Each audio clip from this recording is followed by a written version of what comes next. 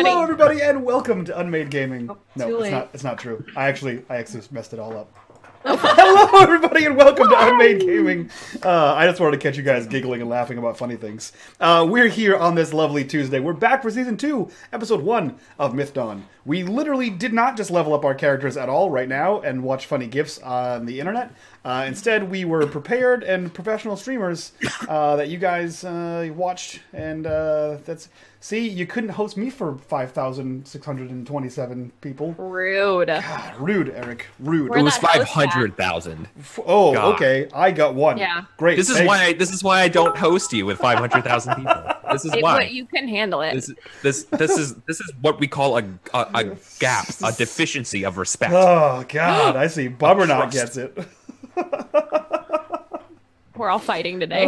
This is it. This is gonna be the whole show. We're actually just playing The King is Dead. We're just not calling out the I was about to prompts. say, Mom and Dad, stop fighting.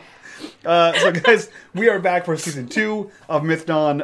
We're excited. We have no idea what Eric prepared, but he told us that everything's different, and we're terrified and excited at the same time. So Stop. Why am I Minea? Oh, because I'm bad at streaming. That's part of the new difference. You're part of the new only difference. job. What? Not at your only Oh, job. we're all I'm wrong. bad at my Why am I only still the job. dungeon master? Why am I still the dungeon master, Mike? You said you're taking over. Yeah. I know. Oh my God. You're bad Guys, at your I'm only bad at job. the only thing I have to do here. Mike, I swear to God. Mike, Did Listen, you, where did we you were- update the sheets? Mike, I did Okay. update the sheets, and At I least put you did I this. put note on there, and Eric was showing me funny gifs. We were talking about TV shows. I forgot the entire rest of my job. I swear to God. Why didn't you guys Look, show up guys, in the I have exact my- same order? Anywhere. Got I cannot take you anywhere. I quit. Why didn't you guys show up in the exact same order you showed up in last week? All right. That's the real question. Sorry. I always show up last. I don't know why you're mad at me. That's true. If you kids don't stop yelling back there, I'm gonna turn this car around. I'm gonna turn this whole stream around. All right, it's today, guys. Welcome back. Wow, what a fuck fest. This is great. We're Okay. fucking here. All right, let's go around and introduce this shit show, and let's get rocking and rolling. So we'll start with Miss Last. We'll go with Summer. Summer, who are you? Where can we find you? And who are you playing That's today? me. Hi everybody. I am Summer. You can find me on Twitter at Just a Summer Job. You can also find me at off_the_table on Twitter and on Twitch. I'll talk about what we do there later. I am playing Zarina, the Grigori Ranger. The end. That's all there is to say. That was about it. That was good. I like that one. That's all you need to know. Perfect. Let's jump over to Miss Metamancer. Who are you? Where can we find you? And who are you playing today? Hi guys, I'm Metamancer. You can find me on my Twitch channel at twitch.tv/Metamancer or on Twitter at @TheMetamancer. And I am playing Minea today, who is a consort bard, and she is spunky and happy and has a friend, as you can see right next to my face over here. That is Note, who has actually been in the entire show the whole time. But Doing I things. just doing weird creature things. Hopefully I'll be able to remind myself to bring him in more. But anyway, yeah, I'm excited to see what happens, and I'm curious to see about all these changes that Eric speaks of. Changes. what I was Turn and thinking. face the strange change. That's what's gonna happen. And our elegant singer of the day, Grant. Who are you? Where can we find you? And who are you playing? You know what time it is right now, Mr. Mike Hunt? It is Rolex time. We got the prettiest faces. I'm bringing the strongest arm and all the charm here on the Myth Dawn tonight. My name is Grant Ellis, and I'm going to be playing Prince Casimir. I'm going to be rocking and rolling, throwing fireballs, kicking butt and taking names. And I want Mr. Eric Vulgaris to understand one thing. He's going to get orientated tonight to the best darn party of Dungeons and Dragon Delvers. And he's going to try all of his underhanded Dungeon Master tricks, but we're too pretty. We're too sly. We've been watching him closely. We've been studying his moves, and we're going to take it to the next level tonight. Or my name isn't Grant Bartholomew Ellis III. Woo! I literally have no idea what happens whenever I start this show. It's literally, it's just like, I walked into a room and I'm like, okay, this is what we're doing today. Dope. All right, cool. Also, Eric, I just saw you in the camera doing this, and I'm like, what the fuck is he doing? And it took me like a solid 45 seconds to look at the stream, and I was like, oh, he's petting the tiny picture of Note. I was like, what the hell is he? Why is he just wiggling his hand like a weirdo over here? So, Yeah, that all happened. Eric, who are you? Where can we find you? And what the hell are we doing today? My name is Eric, and you can find me here Tuesday nights running you through some 5th edition Dungeons and Dragons, though you probably wouldn't recognize it. I thought you were about to rap just now. Well, my name is Eric, and I was like, oh shit, he's dropping hot fire tonight. My name is... Oh, yeah. No, I'll make up a Beastie Boys rap next time. All right, that's fine. I can Please do that. I dare you. I think I could do that. Sure. What is today? We're psycho. We're really hyper to play. This is season 2, everybody. This is the when we all go bad. Right? Is that what it is? Yeah, I think that's what happens. Yeah. When we go bad. Yeah. I'm in the Empire to business. I'm evil now. Yeah. We've become an evil party. Not my character, just me in my life. Makes sense. Get ready. Right. So, who wants to recap quickly kind of last season, Odd Myth Dawn? The whole season? Just a quick little greatest hits. So, my brother disappeared. It's all about you now. Yeah. And then my brother's robot friend got sassy and was like, we need to go find him. And then we ran into 2 miscreants. They were moderately helpful until they got me killed. The end. This end of season 1. The end.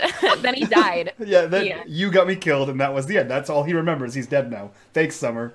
No. So we were on a quest to find Vashnyara, the falling star. We met a treophant, who was awesome, and we all cried when he inevitably died and gave us his seed, which I believe Minea still has. And then we traveled across the ice desert, and that was terrible. And then we fought a winged gargoyle guy, and that was terrible. And then he drowned, and Summer almost died, and that was terrible. And we got a cool stick. And then we found ruins, and we went into a space rocket comet. And that was terrible. And that was terrible. And then we found fish people, and they were okay. And then we fought tentacles, and that was terrible. And then we fought tentacles again, and I died, and that was terrible. And then Grant died, and that was also terrible. I still blame Summer. Petrified. That's true. Almost died. And then... Full HP. Yep, we made new characters, and that was okay. And then Space Police came down and said, hey, you got bad guys on your planet. You're deputized. Go get the bad guys. And that was the end of season 1. Or your planet is destroyed. Yeah, or we're killing everyone. That's not a bad outcome from a pragmatic standpoint. Yeah. I mean, it's not. It's a good trade. Like, you do this for me, and your planet survives. You have any idea how much paperwork it is in the celestial bureaucracy? Eric, I spent like my first internship clerking for the celestial bureaucracy. Oh, in real life. That's actually a Grant Ellis story. So the good news is that you have a lot of time because the celestial bureaucracy moves very slowly. Bless. I watched that episode of Futurama. I know. Bless up. Not when they're arresting you. Yeah. Unless you're possibly okay. Cool. So we're getting a couple things today. Raijin. Raijin was dead. Was dead, but they were given a horn. That's true. If you recall, Fujin was given a horn. Yes. Yeah. Sorry. Yeah, Fujin was given a horn. We forget. That's fine. Yeah. Easy to confuse them. They're identical twins. Mm-hmm. Yeah. What did the horn do? I'm sure I have notes somewhere. You need to stab it into your brother's heart to bring them back to life. I feel like that's not true. Is that true? Is that what Eric, happened? back me up here. Yeah. No, that's exactly it. I couldn't tell if that was Summer just trying to get me to super kill myself as a character. No. Father. Okay, cool. Yeah, so we got that, and we got talk rocks, right? Talk rocks and coke. We handed no, they took him. They heated him up and took him away. Talk rocks and coke. Talk rocks and cokes would be the name of my talk rock and drop it. Talking and lock it. I guess he would. That was nobody done talking and lock it jokes with the fucking petrification. God damn. Talk rock. Yeah, sorry. So I think that Raijin would or Fujin would wait until on board his ship before revivifying anyone with any archaic godly minotaur horns. But I don't know where my ship is. Yeah. Okay. Cool. So there's a couple things then, if that's the plan. Mm-hmm. So number one, you're not alone I should say, the four of you are not alone when you go to seek out an aide de camp comes to join up with the party. A cleric, somebody that the prince would know fairly well. A fellow comet-born, an older mendicant is their proper title. Of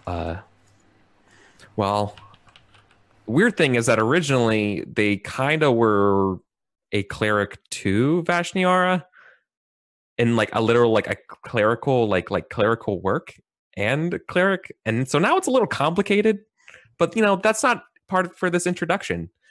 So in front of you, quietly reaching through their pockets, looking for something like frantically, and then finding it, and a wave of relief going over them as they pull apart some kind of delicious looking snack, and they see that you're looking at her or them eating the snack and realizing, and it's like, oh. And so it's an older looking female presenting comet-born genasi with pink skin and a bright auburn mohawk, dressed up in clerical clerical wares of Vashnyara is more like gold and red, very ornate robes, but hers seem to be a little bit more bloodied or like worked in before, maybe just like doctor's scrubs that haven't been cleaned. And so with the mouth full of food, we go, and they want to come over. What is this, Prince? Who is this? It's my spouse. No, I don't know. Yeah. Jen. He has 29 spouse. Yeah, I know. It's a Genshai. They introduce themselves as. Oh. I walk up and I'm introducing my. Have I seen this person before? Do I know them? Yeah. You know them as to be part of the medical team of Vashnyara's. All right, and then I approach, and are we still lugging around that body, Mike? Are we still lugging around your brother's body? Yeah. Okay. Sorry. Yeah, I wanted to make sure, because I was like, it's going to be awkward. I'm like, yeah, we've got to stab a horn in this guy, and then I kind of motion. I give a ceremonial nod, bow, and in primordial explain the situation. We are going to insert the horn into young Raijin and return him, and we may prepare other instruments in case of complications. And I motion for Fujin to bring the body of Raijin, and I'll help carry as well. We're bringing it to this random person. Yeah. So she's coming over. Yeah, she's not random. They're also here specifically because they saw you kind of like getting ready to do this stuff, and so it's like she's like with her mouth so full, like, okay. Whew, there we go. Sorry, I don't like to do introductions on an empty stomach. Genshai, food? Anyone? Yes. Yeah, they have these little tiny balls of what look to be like a granola bar looking thing. You're not sure you've ever seen something like this. This is kind of like a what would be the best equivalent, like a Ferrero egg, Rocher? Yeah. No, it's like a nice little delicacy. Nice. Yeah. Yeah. So, yes. Prince. Do I know her by a title or mendicant? Okay. Yeah, mendicant Genshai is what they would probably be known. You know that they also have a private name, but like would you know their? Would you? Yeah, you wouldn't know everyone's private name. Yeah, I mean, like if I had a thing for them, I might ask someone to tell me so I can make arrangements. Yeah, but I don't think I have a thing for her. But I may have had a sibling who did. I never learned her name. Yeah. And so she nervously shuffles over, right? And while she's holding out these nice little like delicacies to eat, she says, do you guys, anyone here know how to properly apply the horn? I might be able to be of some service here. I kind of, with everything going on, I kind of have a lot of time on my hands. His education do some work. Very basic. I was told that I stabbed into his heart. Well, sure. That's a quaint way of putting it. But I'm afraid it's not so simple. You have to do quite a few additional procedures to make sure that it holds, and it takes a reunion of soul and body is never an easy transition. And I have had a lot of formalized trainings in such dealings working here, and between the various multiverses that I've been a part of and seen and witnessed, I am very familiar with the spirit flows and ways. So and or I could be here to kill you. She says as an awkward joke. No? Bad joke? No, Prince Casimir like busts out laughing. After this, do you want to dance? Yeah, and she says, oh God, thanks. Sorry, my humor is not.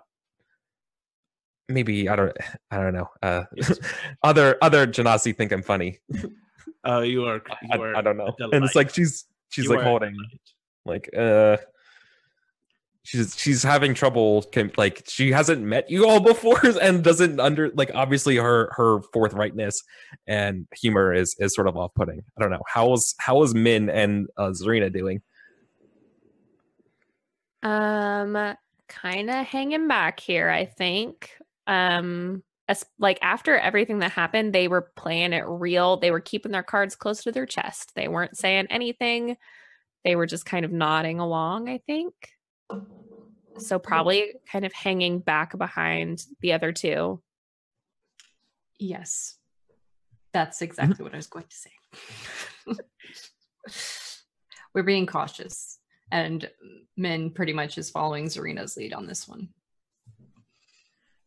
Zarina's trying to mind her own business. Prince Casimir is embracing the humor. It's been a long time since he's heard true, honest Genasi humor. These are inside jokes and cultural references that only he would get. And it's been an age since he has. With that said, he is less than familiar with Voidborn anatomy. Fujin, where is your heart? Heart. Where are any of our hearts? It's on my sleeve. Punches his arm. Ow! This was an inside joke. He looks to you and says, "It is where everyone's heart is. I don't understand. It is here." And he puts his hand in the middle of his chest. Interesting. Is it? Radio corduroid rather than asymmetric. Asymmetric spirit flow. How interesting. Okay. She actually does seem pretty interested in that and says, that is. And she actually goes back and she's like 1 second, and she actually brings out like a small little like book of it looks like a small little circle, or maybe actually you look at it, it's actually a 20-sided small little like prayer book kind of thing for like notes and stuff. You can kind of see obviously there's prayers, diagrams, poetry like written throughout it, and she's like looking through the pages. Sometimes like when she's like, no, it's not this way, hold on, and then she flips it upside down, and like you can somehow there's like more pages in it, and they're just going through it, and they're like, Okay. All right. Yeah, this one. Okay. Myth. Okay. Okay. There are no instances of bureaucratic records of. Okay. Here we go. The addendum. Wow, you're not from here. Cool. They say very bluntly. I'm sorry, what? Nothing from Myth is supposed to have a radiocentric heart. Interesting. Wait. Maybe. And she's clearly like trying to like divine something here. Like she's like, 1 second, and she tries to pray. Says a prayer in it's kind of like kind of a loud voice. She starts like doing. That's not like really a song, but it's more just like a poem to Vashnyara, and says, "Comet of heavens, hear my prayers. Wish for me so I can understand." And it's like, nothing. All right. Okay. I am learned. And now she's like really confused. She's like, "Wait a second. What are you?" Yeah. I am learned of Vashnyara, and I can make sense out of these shenanigans, and I have studied. And in studying, I have learned how to decipher these runes. And I want to attempt to assist her, and I explain that they are Voidborn of Myth, children of the Void Mother. And I'm going to try to discern the ramblings of the Mad Genasi, and essentially take her notes. Right. I mean, her notes... Okay. Try to decipher the script, so to speak. Okay. Trained intelligence, so like proficient. I think you'd be at it because you are Genasi, and that's what I'm trying to say. So all my modifiers are roughly the same. I haven't hit the history button ever in any of this. Oh, you have history. Okay, cool. Yeah, I have history, religion, and arcana. I got a 20. Oh, that's good to know. Okay. Yeah. So, I mean, by things as written, the Voidborn seem to have a beautiful anatomy, as far as you can tell, compared to the anatomy of a consort, or compared to the. I mean, I guess there's not, or like I guess maybe like the tree type people, some of the other races here on Myth. There's definitely something uniquely, almost poetic about the anatomy of a Voidborn. It seems to, I don't know, like it's not, you're not like a construct, right? That's what I'm saying, but you're also not necessarily like, you don't follow the ways of Myth in the same way as others. There is an additional element, or I don't want to say chromosome because that's not correct. The fifth element. It's like it's not you're the fifth element, but no, I get what you're saying though. But it's like, it kind of reminds me of oceanography class when I was in high school, and I'd have to memorize all the anatomy of an animal. And you start with very basic animals, and it's kind of like, but then when you get to like a shark, there's hundreds of components, and it's all very perfectly put together. So maybe like artistically designed. Yes. Yeah, artistically designed, not just like from evolution, but from like a creator. There's beauty in your race's propensity for fear, and like your great emotions. Like there's something about your like, not like, imagine like your kidneys do adrenaline. Yeah. You have additional glands that do like things for emotions and feelings. Like they heighten your feelings in ways, not like you can detect others like consorts, but like you're just a very impassionate. Yeah, I was gonna say they are a work of passion. Like this was a work, not just life. Yeah, a storm. Yeah, and like a storm flows in you in a way that's I like that. So like you're looking over. It's like you're not wrong. It's like this doesn't look like the others. Like, there's something special, right? And then you actually, you guys you're getting diagnosed by 2 doctors right now, Fusion. So that's probably uncomfortable alien doctors looking at you, being like, "Isn't it interesting how the Ona nerves connect and splice on this? That's so cool." Wow, Yeah, that I means imagine you Jib could Jab's cut off their arm and they wouldn't feel it. Whoa. looking at it, looking back at him, you know. It just Yeah. Yeah, he would be very. At first, he was trying to figure out what the hell that they were talking about, right? Because it doesn't make sense to him. It sounds like gibberish for the most part. And then he just assumes that it's just whatever the hell, whatever the hell Prince Casimir is. They're just having a conversation, and it actually doesn't involve him, and they've just gone off on a tangent. And he kind of still has his brother kind of like in his arms, and he's kind of walking away from them. They seem to be lost in conversation. Yeah, I'm going to stop you. Wait. Yeah. Get over here. Fuji. Come here. What is it? I apologize. We are speaking in primordial only. What do you need? We need your brother. I think we can fix him. And I explain that now is the time for us to begin the procedure, so we better wash up. Yeah. Wash it in the comet. Oh, can I come? Can I? Yes. I would love to help. Please hold the instruments. All right. Okay, sure. I don't understand. Yes, chef. Doctor. What is it that Sir. you're doing? Ma'am. Prince. Yes, Prince. What is it that you're doing today? What is this? We're going to stick the horn in him. Oh, The mallet. okay. Prop him up. Yeah, he starts following commands. All right. I think I'm about ready to do this. Mecha Okay. hi, mecha heini ho. Min is looking at Zarina very troubled right now. Like, are we supposed to let them do this or not, kind of thing? Yeah, and I turn over to Zyrina, just double, eyebrows raising. I mean- Hey. I To think. paint the scene. Yeah. Sorry, I'm Summer, please talk, please. I've No, been go ahead. talking on- Paint the scene for me, and then I'll tell you what I do. Yeah, Okay. she throws so- water at your scene. So we're on the deck of the to be named by Mike's ship. So we're actually beneath the tower in sort of like not like a harbor, but like there is a sort of a pier that you are currently docked to. So on the deck of this ship, I imagine you sort of have set up you cleared space on the top of the deck to begin doing this, but it kind of looks like you're staking a vampire. Like that kind of gives you that impression, like the body's in a nice gentle repose. And you're getting ready to drive this beautiful, shimmering silver ivory horn right into the heart of this gently resting person.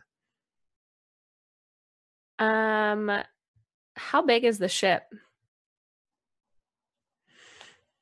It crews about 10 people. It's the same size as the ship that you saw back in the Ashlands between the Void Storms and the Lightforged. Yeah, So- I think Serena would have walked away like 5 minutes ago from this scene. Like, I think that this whole situation, it's like kind of gotten out of her hands. I think she felt very responsible for Raijin, but then kind of like it was taken, the whole thing was just got away from them when they were like given this new job. And newsflash, everybody, Serena's very sad right now, like probably the saddest she's ever been in her entire life, because everything that she's been working for the foreseeable like past, like since she left the Grigori, is for nothing. So she doesn't really care what happens now. So I think she walked away from everything that was going on, just was going to let it happen, and kind of is along for the ride now. A passenger. What about Min? Well, if Zarina was leaving and was noticeably upset based on Manea's capabilities to read her, then she would have followed suit and has Can we see a a scene between them? conversation. Yes, I guess.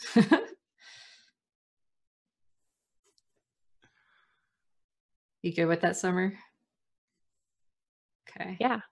Did you like go into like a room or something that's on the ship, or are you just I mean, like, on the I feel like opposite if there's like like she probably just would have walked away. I don't think because they don't really know. They haven't like gotten to like explore everything. Okay.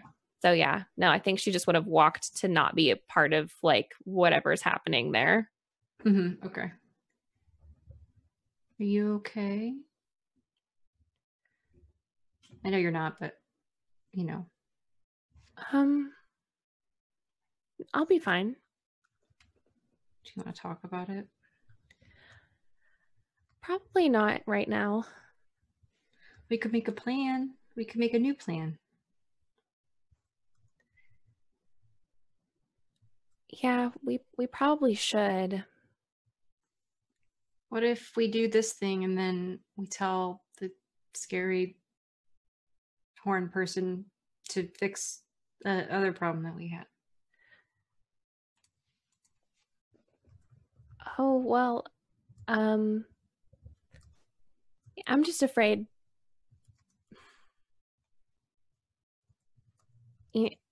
That sounds fine. We'll figure it out. Why won't you talk to me? Nobody else is around. It's just nothing worth worrying about. That's not true. Well, I just know you'll worry more than you need to, and I don't want you to worry. But I'm already worried, so I should have a reason to be worried. Well, then you can worry this amount, and you don't have to worry more than you're already worried. How about instead I worry the same amount, but with more information?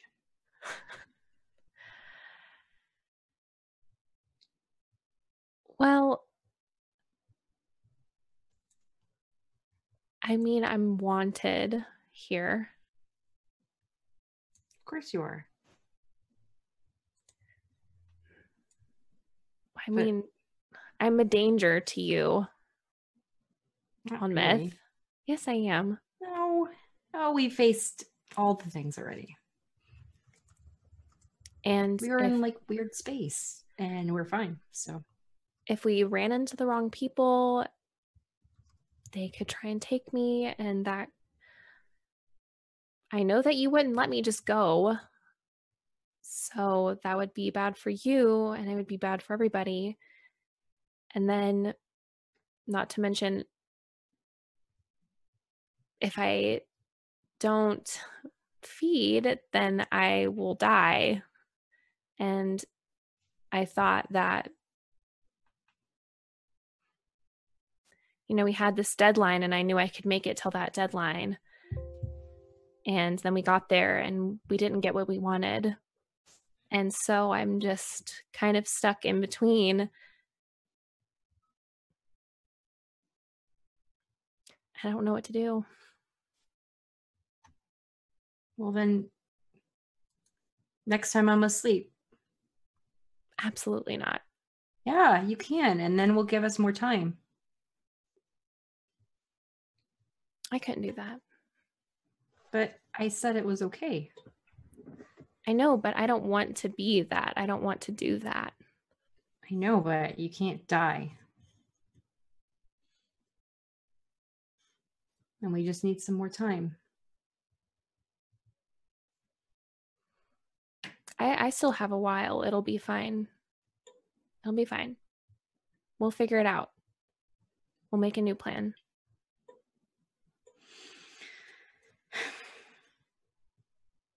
I just feel bad that I wasted all that time for you. And that we went all that way.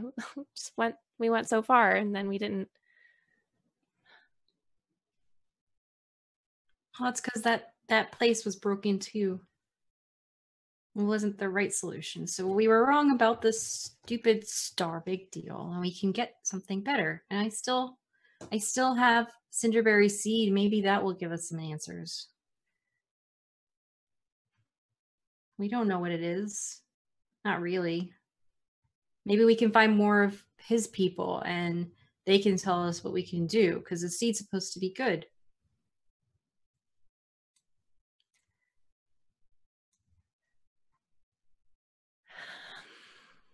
Yeah, we'll figure it out. I'm just disappointed. Me too.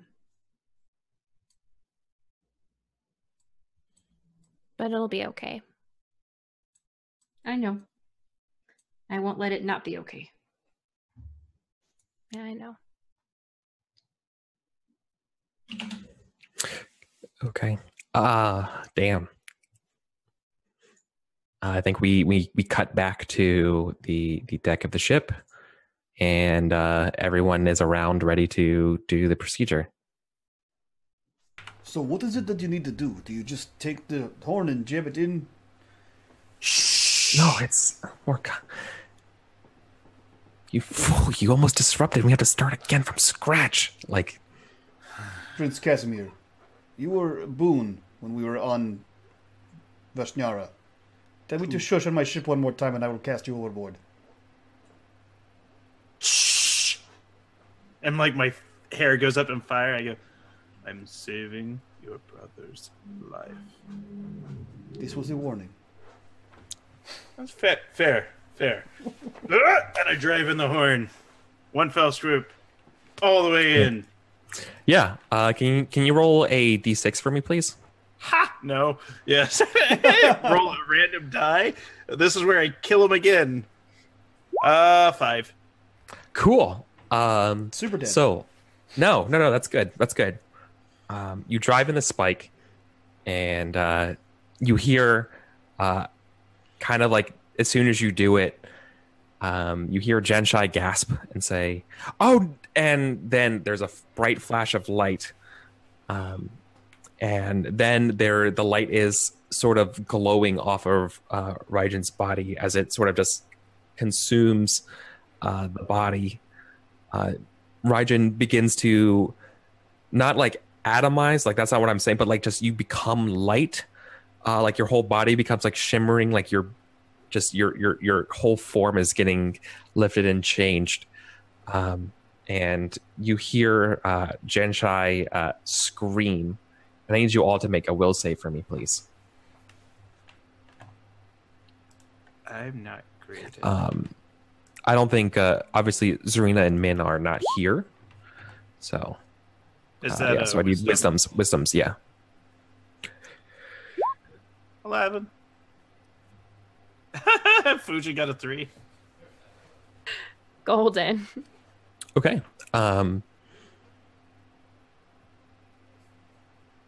So, I need, okay. So both of you have failed your wisdom saving throws. So you both are going. Okay. So it's fine. You guys are just both blinded. Sure. For the time. And there's also something else. There's just feels like there's a piece of both of you missing. Good. Mm-hmm. Sure, when that won't bite us in the ass. That's fine. Yeah. I hold Jib Jab close. But then Raijin's body and the light dims. Raijin's body, as light becomes back to Raijin, a few tense seconds pass, and then there's a huge gasp from Raijin's chest.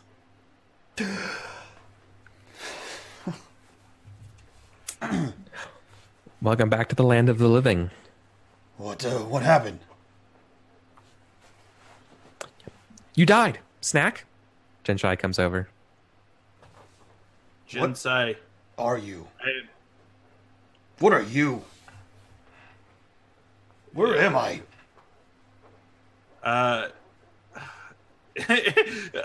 This is quickly going to devolve into Where is Return Brother of the Talk? Jedi Han Solo coming out of car. Zarina! As he begins to call out. Yeah. Yeah, you get, and so for the first time, and you're like pretty much right on cue at the end of your conversation, you hear Raijin calling for both of you too.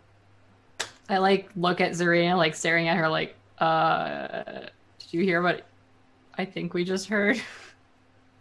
I'm not sure if I'm ready to go back over there, to be honest. You know he'll just keep yelling, right? If it's really him. No, I know. That's what I mean. Are we ready to face it? No, that's fair. Let's pretend like we don't hear anything. Min! Zarina! Damn it. I mean, Maybe right he'll now, stop after. he doesn't know for sure if we're on the ship or not. So we have That's like, true. a good amount of time before he realizes that we are on the ship. You're too despondent. Sorry. I was just going to say, I don't know if I can handle two of them. Nope. Mm-mm. Barely had a 1. What if they're together? What are they? Oh, What are they like together? Do they speak in unison? No. They both do this. We should go. We should go back over there. but We should. We should.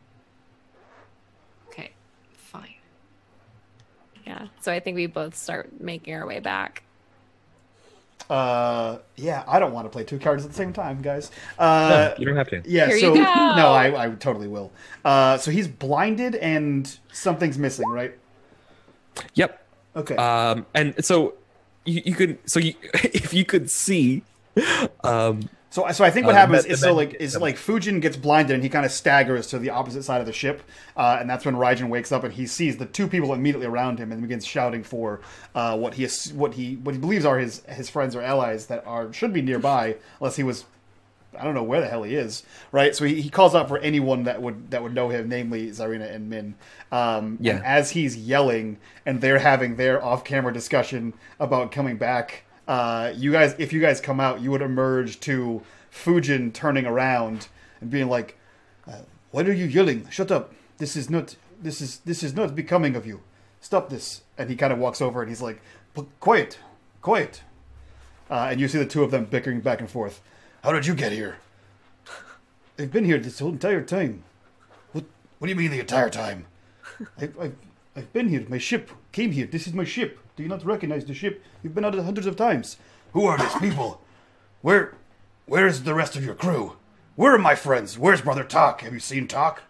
Yes, I've seen Tak. The giant Minotaur people, they came down. They were gods. They said that we are to kill... That's for another time, I think. Perhaps you should come this way. You have been dead for a long time. Come on.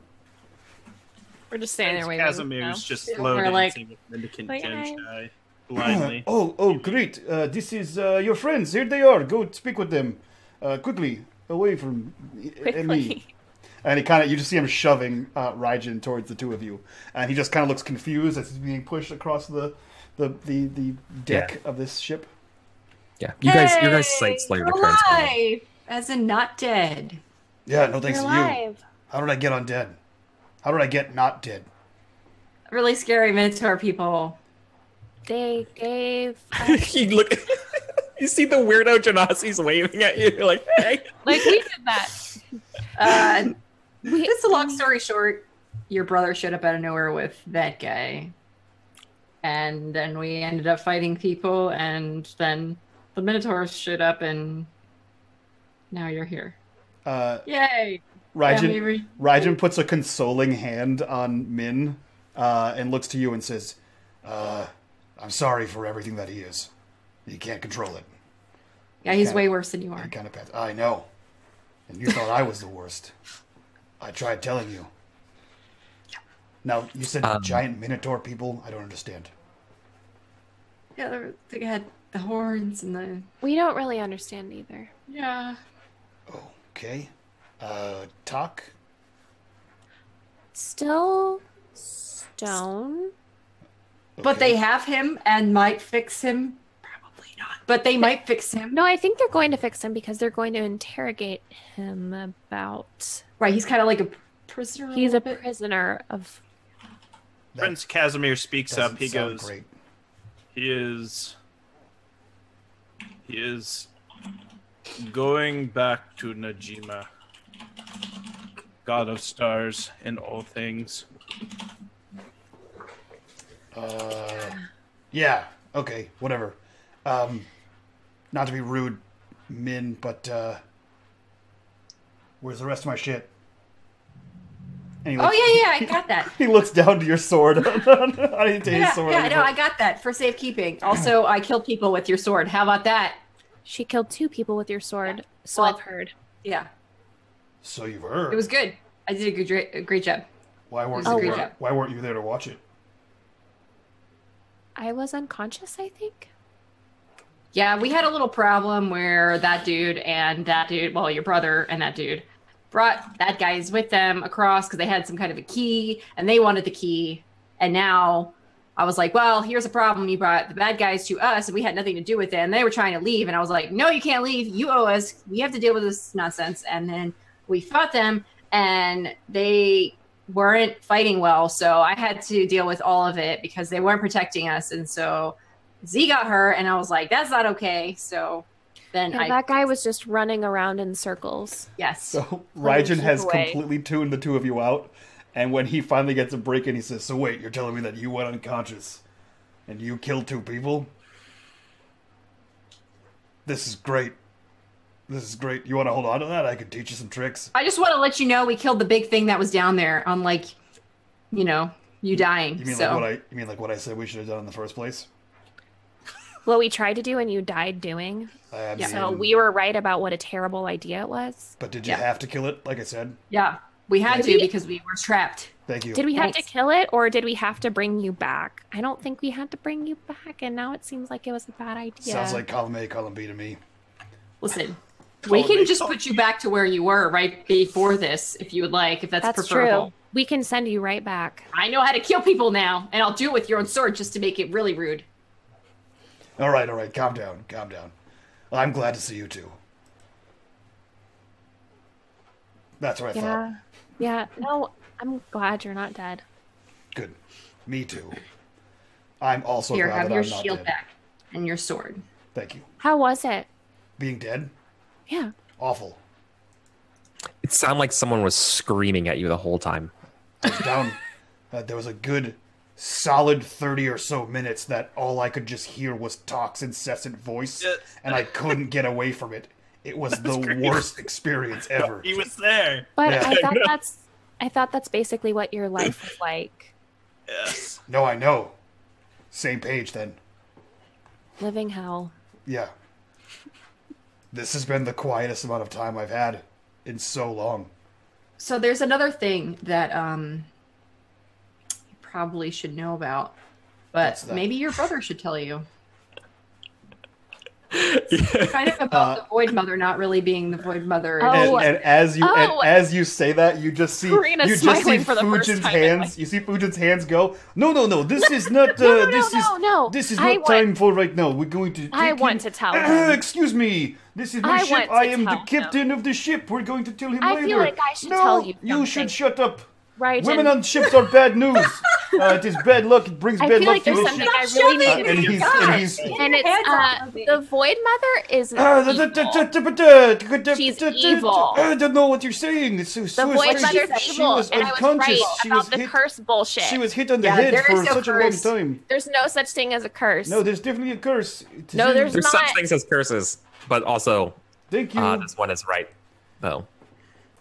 I'm talking specifically about the Void Mother's curse. Hi. Yeah, we have to kill her. Well, we have to load it. By the way, they're dancing this whole time. They've been dancing. Yeah. No. So we have to apprehend her. That's our new mission. It's great.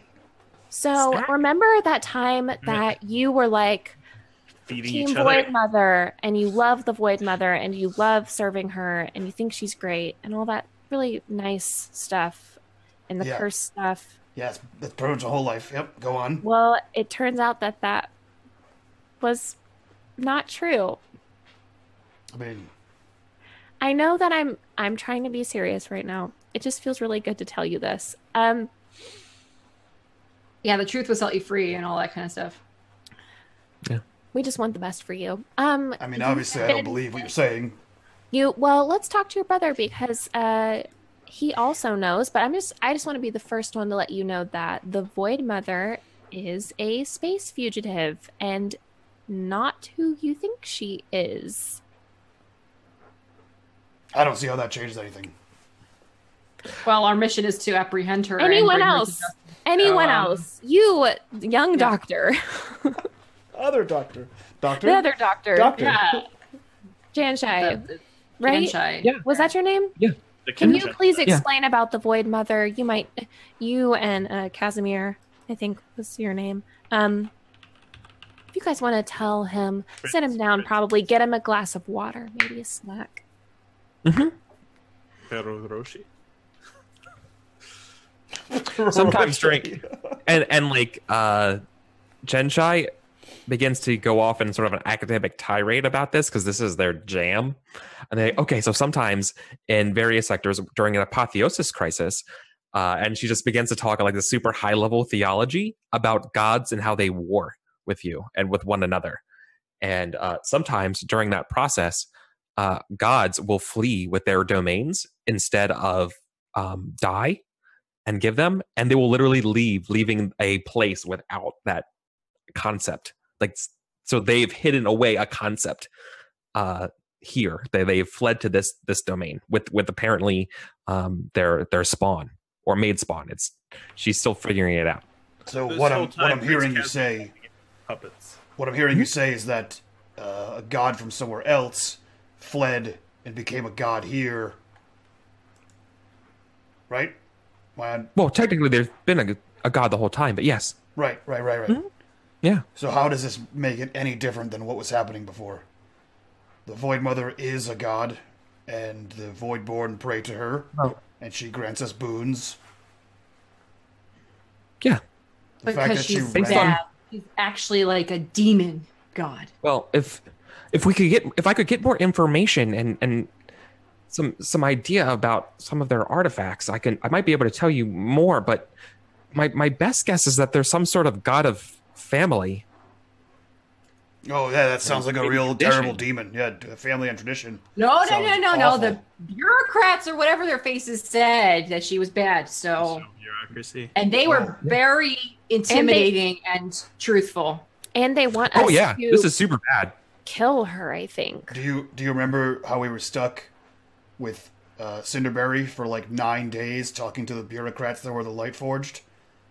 I really value their opinion. Different types of bureaucrats. The Lightforged don't scare me. These guys do. Bureaucrats are all the same. They just talk. You're coming with us on this mission. You could tell the Void Mother yourself that she's supposedly good, and then wait until she tries to chop your head off. Deal. Then I will prove you all wrong and laugh. Yep. Okay. It'll be great. God, he's the worst. And storms off. The reason why this is bad, by the way, is she calls the attention that the fact that myth is half always covered in sunlight and the other half always in darkness, and saying that anomalies like this will continue and will rupture throughout the rest of this cosmos. You don't want to be here when that happens. So you're saying the Void Mother's influence will spread throughout the vastness of the stars? In a bad way, not in a good way. Oh, yes. It has already begun. I don't see how that's bad, but... You don't see how not having both day and night cycles are bad? No, we've done it for years. The violation of the cosmic order set before the foundation of the universe. Do you remember when there was day and night cycles here? No. Then, are you fine, relatively speaking? Raijin, the servants of Najima herself, will hunt down the Void Mother and kill her if we do not restore this. Well, we have seen them. They will use talk as a sword and a fist. They have already prepared this. Well, then they'll go through me to do so. They already have once. They already killed you. You've already died. Yes, and by the divine grace of the Void Mother, I've come back. Right. We must save the Void Mother by restoring her to her order. The correct Sounded like they wanted to arrest her. They will do with her as is just, but also as is merciful. And what will happen to the Voidborn? Maybe you'll all go with her. Wouldn't that be nice? Yeah. Oh, God, I hate you. The open question, what to do with the sympathetics, is quite fascinating. What are you again? Janshai? Mendicant Genshai. What is that? I oversaw you being brought back to life. Oh. Well, then I think they're just here now. I'm not sure. I think they're just here now. Hey, you guys wanted a cleric. Casimir's getting like someone drunk. donated it. He's drinking an awful lot because he just had to drive a horn into that dead man's chest. You know, it's just a typical Tuesday here in Myth. What's wrong with you? It's not Pirates of the Caribbean. What's going on here? No. Not even a chuckle No. from Grant. Come on. Not giving that one. You get nothing. Just gonna go back to my stormed off corner. She just pops out to make the joke and then pops back in. No, not even a 2 out of 10. F on. I mean, so yeah, Mendicant Genshai is going to offer everyone treats. What's my treat? It's the same treat. It's the same little oatmeal Oh, I can't looking eat. granola bar. You can eat Can I it. eat it? Why not? What you? Oh, I don't eat Case- food. What? Yeah, she's allergic to fun. Looks over and says, "What? It's an allergy. Interesting. She has. No, it's not an I mean, technically, I think I probably could No. eat it. I just can't digest it. She does not enjoy life. She is a sad egg. Now, Yes. Casimir's on like his 9th bottle of Genshai juice. That sounds horrible. Sorry. What? That's a person, That's a not person. a That's a thing. person. Ah, sorry.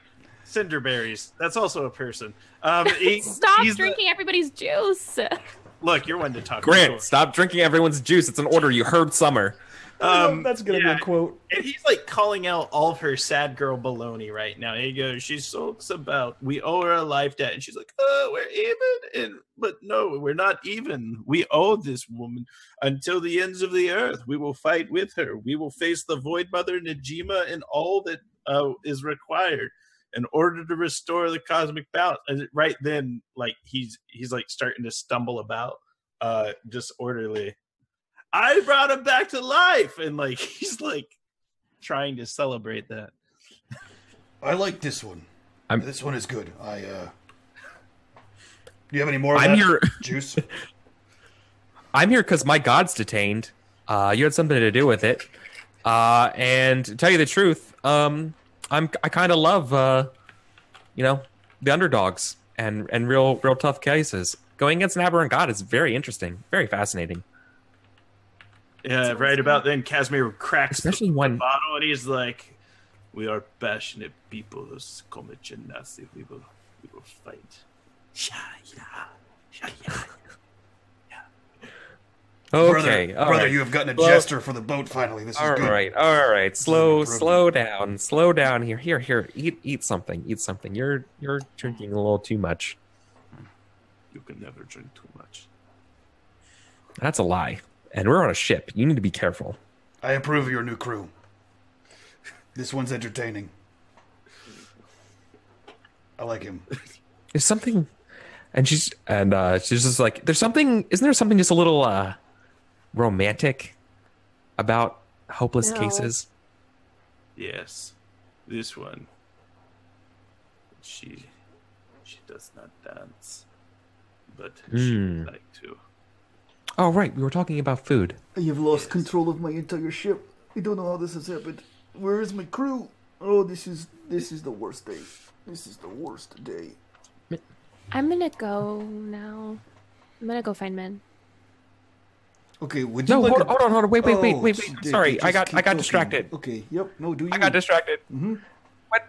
So you don't eat this? You don't eat What about what? this? What do you? And she looks at you. Wait a second. You're not consort. No. Oh. Oh dear. And she immediately like tilts her head and looks very sympathetic at you.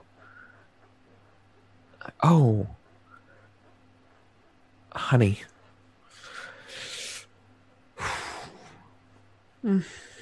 And she it's kind of like the picture is being painted in her head a little bit about who you are and what you just a sliver of what you might be going through. Anyway, Not with the rest, and she's like putting the pieces together like in front of you, being like, and so you're not with the rest of them, all right? Okay. Oh, Oh, but you still gotta. Oh. Anyway, tiny girl, let's go find your friend. I'll give you a tour of my ship. And he kind of walks over towards you. He like tries to get you to leave this scene. Yeah, but come on. What was your name again? Zyrina. This way. And he kind of starts leading you off. Listen, if you kill her, I won't look. No. It's okay. All right, you sure? I will slip. You slip. She dies. Everyone's happier. No, I'm fine. All right, well, you want to take a tour of the ship? We'll find your tiny other friend. She's not that tiny, and I'm sure it would be easy to find her on my own. All right, well, I'm going to go this way anyway, just to remove myself from whatever the hell's happening on my deck, and just go away. Aren't you, like, excited to see your brother? You've barely even said hello to him. Not entirely. He's kind of a shit. I just don't like when he's dead.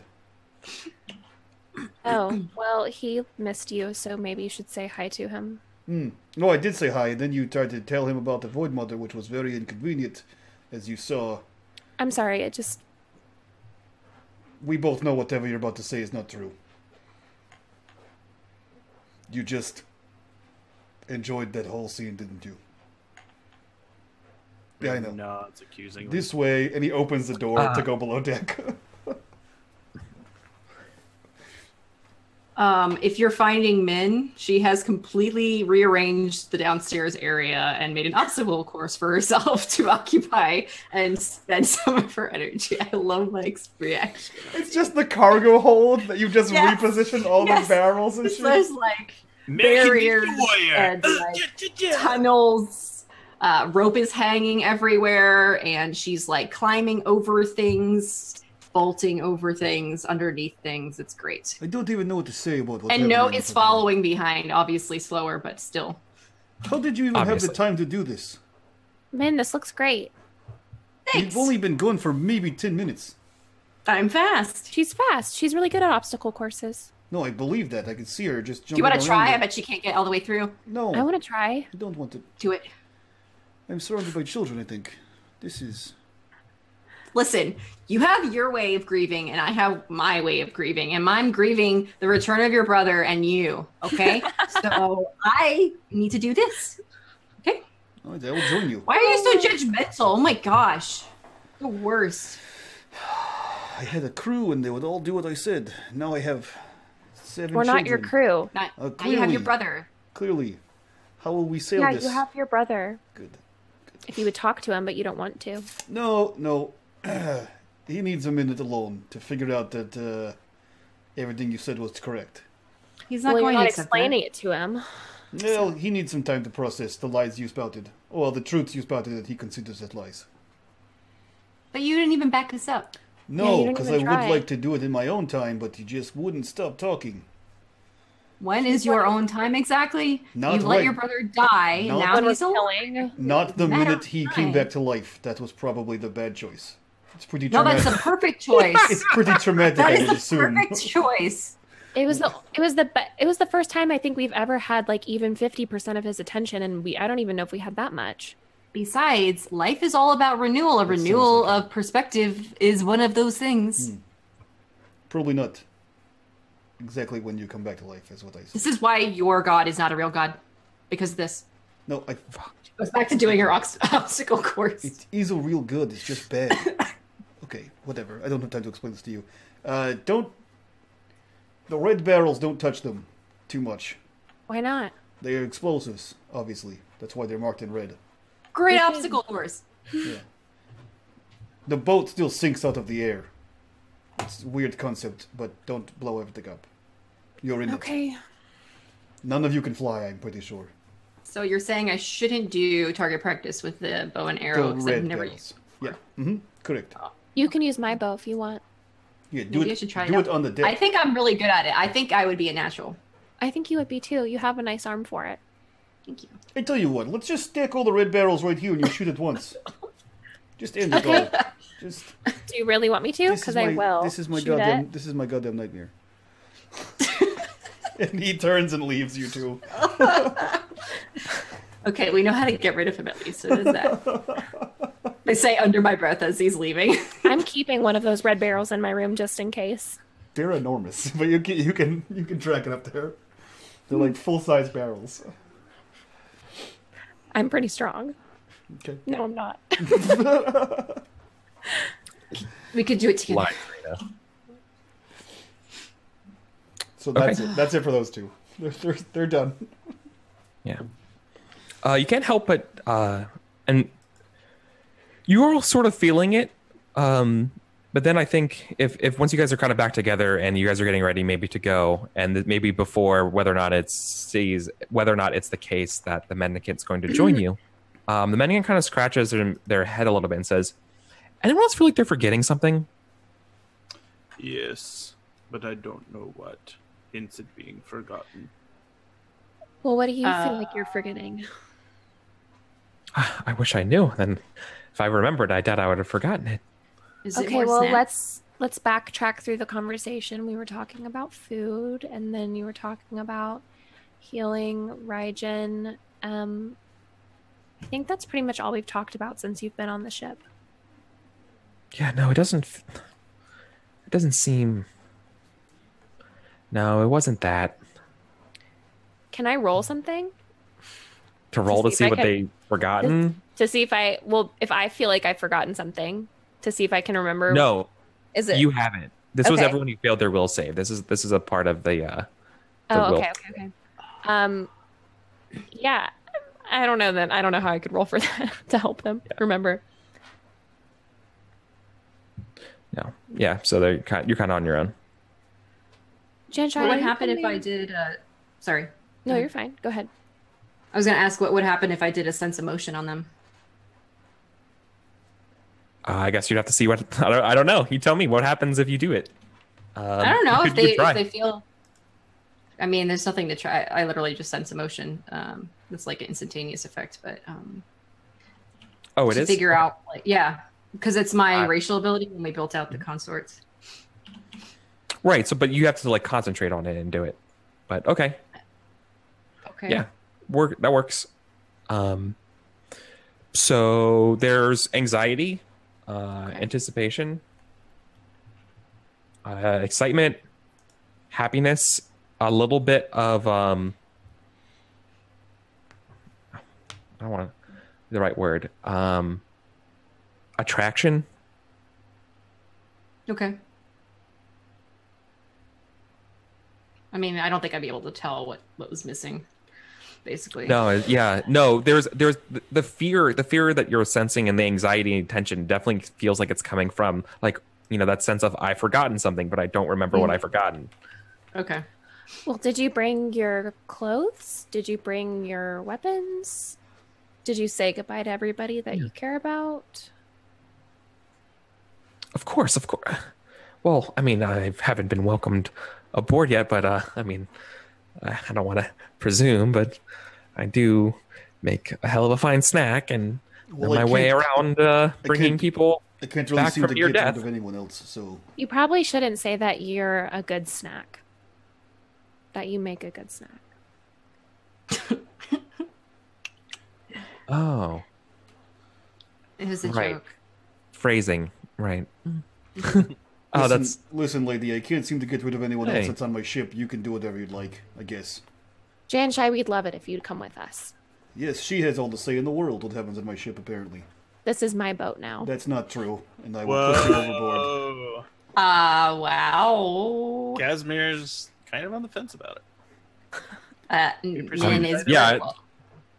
Genshai looks a little weird, looks off being like, well, I don't want to cause a mutiny or anything, so maybe, I don't know, maybe I will go back to my currently... No, you misunderstand. There is no mutiny. It literally will not fly without me. It's not your ship. I was just kidding. I know. Funny joke. He hasn't learned how to take a joke yet. On On that note, you should totally come with us. I have the worst headache I've ever had. I wonder why. It must be because you don't like telling the truth to people. Since it's your ship, is it okay if Janshai comes with us?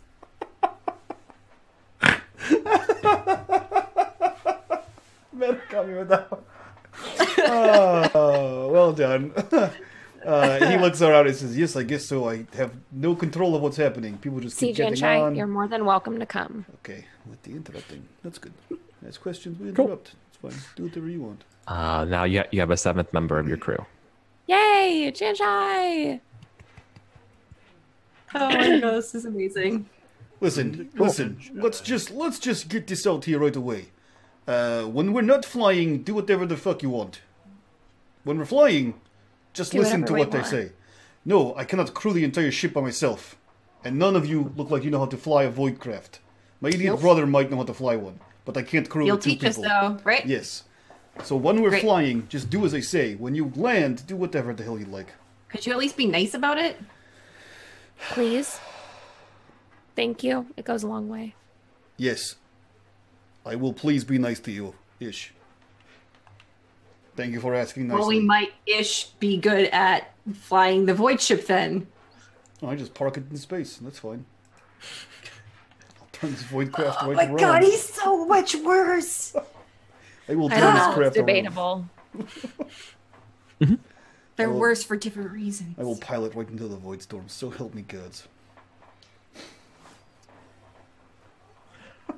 Maybe you should, so we can find the Void Mother faster. So, okay, so there's a couple of things then we need to do then before we say goodbye to the comet and we return to Myth. So, first off, what is the name of your ship? The Wraith. And I actually sent you a dope-ass picture of what it looks like. Why didn't we all get it? We all want to see Yeah, what the hell? Why I was hoping that he would upload it into I was hoping he would upload it into Roll20, but it didn't happen yet. Ah, fuck. You totally did. I did. What the hell? Can you send it to all of us? I think he's No, I'm totally putting it into Roll20. Do you guys see how they treat us? Do you see this? Chat, do you Does see everyone this? see this? I mean, what do you expect of me? You have done nothing but cause harassment on my ship. Chat, if you love us, save us. It's terrible. I don't even know how you got here. Donate 3,000 bits and I'll fight him. Oh my god. I'm just here for my +3 bow. Oil wrestling. There's Is some it mud streams wrestling or oil wrestling? New game where it's like, all right, donate 3,000 bits and I'll kiss that vampire right on the lips. I mean, where else would you? I mean, kiss no a one vampire? donated any bits, and I had to kiss Eric. So I mean, Janshai. Had? You mean you got the privilege I of? got the privilege of kissing Eric. You're right. That's fair. Touche. Oh. Java sail barge. Oh, What's hi. going on here? Right? Well, that's so cool looking. Pretty We're dope. on side. We're on deck. Sailing you draw through that? adventure on No, the I can't draw that well. I believe in you. I don't know how to art. I will clean that up. Yeah. Myth Dawn Treasure Island. I think it looks cool. I like it. Me too. Nope. It is. Oh, from, that does kind of look like the Treasure Island ship a little bit. It is from an obscure TV show that no one watched, and even less people remember. Farscape. Well, I like it. Nope. Waterworld Pirates, animated Pirates of series. Darkwater? Pirates of Darkwater. Yeah, I see. I know that ship. I had that toy. Me too. Oh yeah, pirate. Yeah. Oh wait, that was only a single season show. It wasn't even a whole It didn't season. even end the season. Didn't even end the whole Pirates of season. Dark. Yeah, that's right. Pirates of Darkwater was around one of the best D&D related shows ever. It was Yes. dope.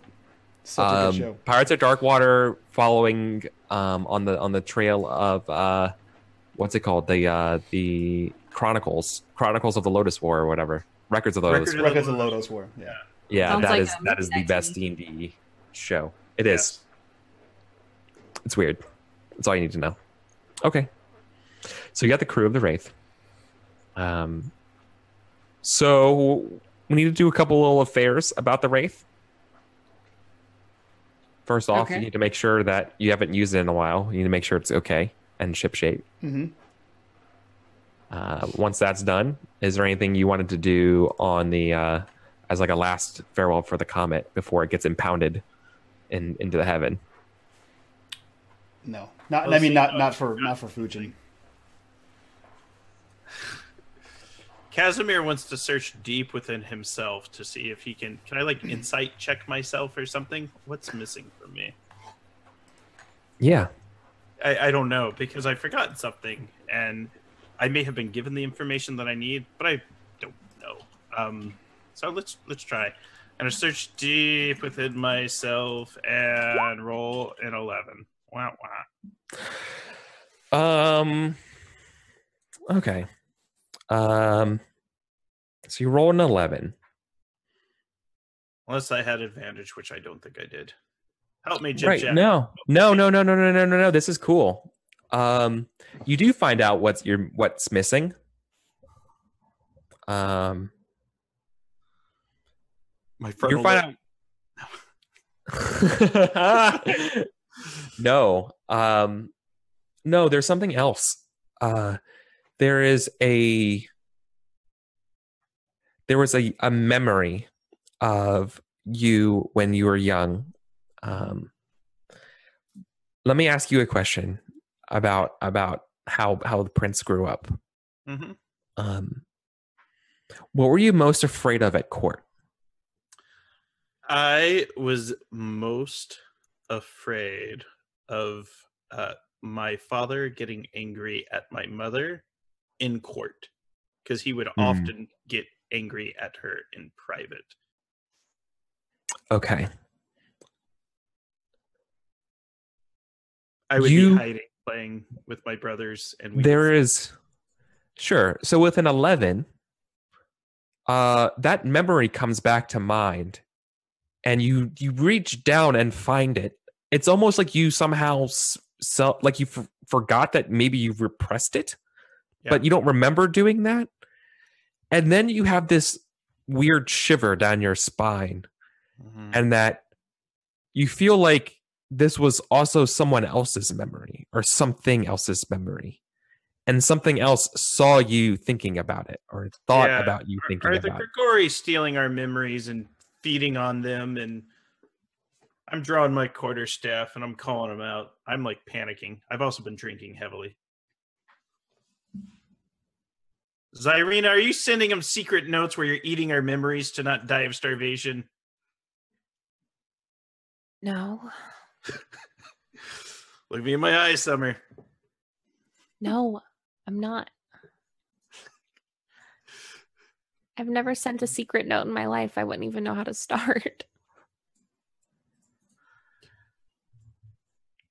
No, I don't steal dreams.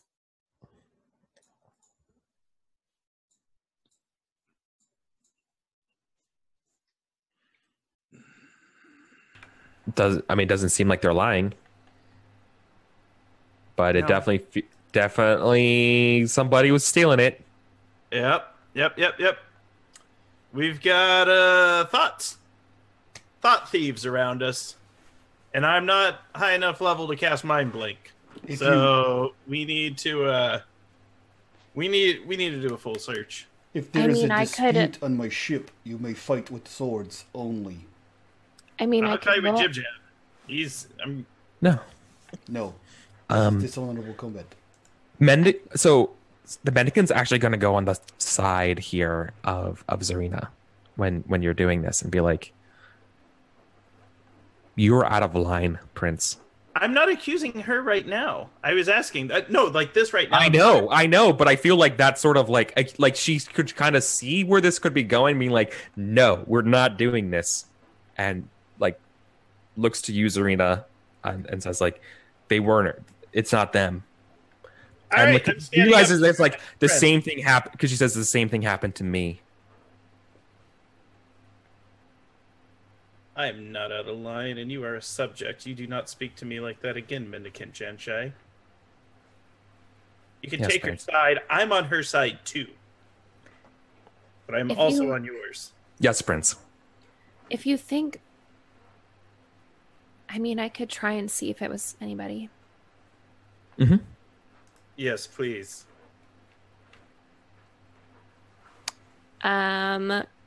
So I think Zarina sits down and then lays down. And this is the first time she's going to try and like do this like half phase like into Undavad that she's been kind of the only way she's been able to, because she doesn't want to fully go, just in case. But she's going to try and see if there's any other presence nearby. Sure. Are you approaching this cautiously? Absolutely. Okay. Can you actually give me a hide roll? Yeah. Like doing this stealthily? Mm-hmm. Yeah.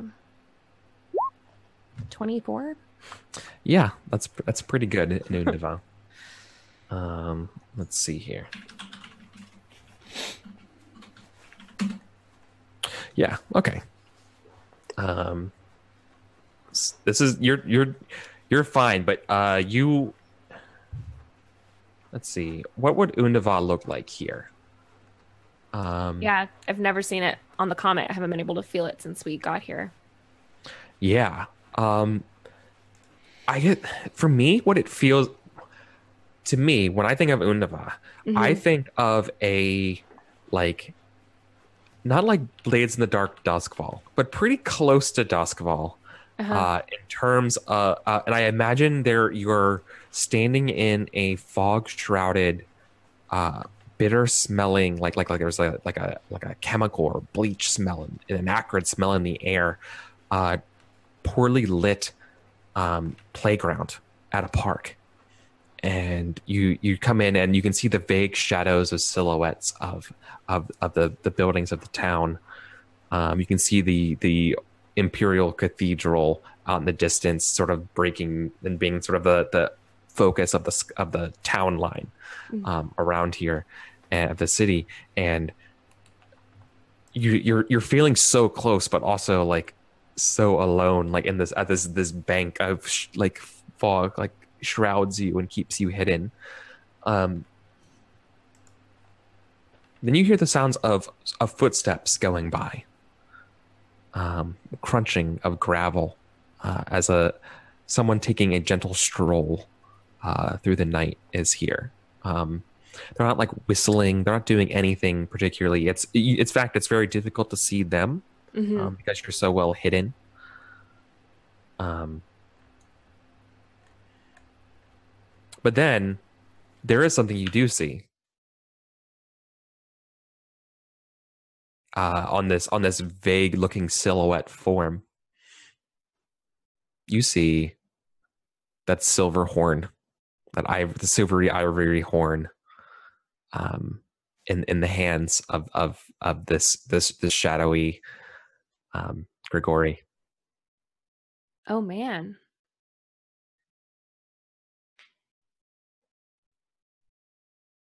Oh yeah. So there's a Grigori somewhere by, and has somehow gotten access to this now, or something. Yeah, I feel like mine and Zarina's like first instinct is that somewhere between the like the maneuver, like the transfer of life from this horn between like the physical world and like imbuing life into Raijin, there was a Grigori who just like snatched it like in the in between. But I don't think she's like so hesitant now, because like before when she would go, she's kind of like living in this in between because she knows that she can be tracked in Undiva. Like that's part of like what her branding is. Right. And so she's been hesitant to go all the way in. And so I feel like she's living in this perpetual fog whenever she like goes into Undiva. So she knows to fully interact with this individual, she would have to go all the way in. And that would be like a beacon. Like she would stand out like a sore thumb. So she's more hesitant about herself not knowing when the end of this this state of being that she's living in currently is going to end. Right. There is a visitor. This is the meeting place for that person to stroll. It is not another Grigori. It is a brilliant, shimmering moth.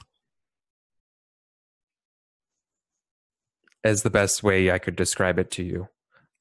Something like a praying mantis, monarch butterfly, but like fuzzy, like a moth,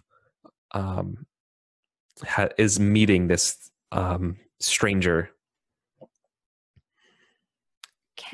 Can I listen to see if they're talking to each other? There is no exchange of words, only the exchange of the horn as it passes from the hands of this Grigori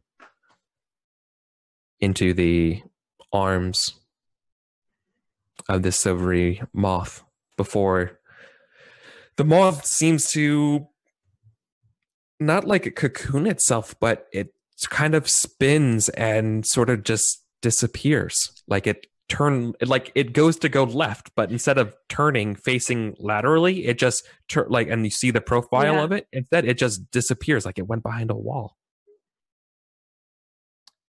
And the figure, do they leave? Yeah, the other figure leaves towards the city.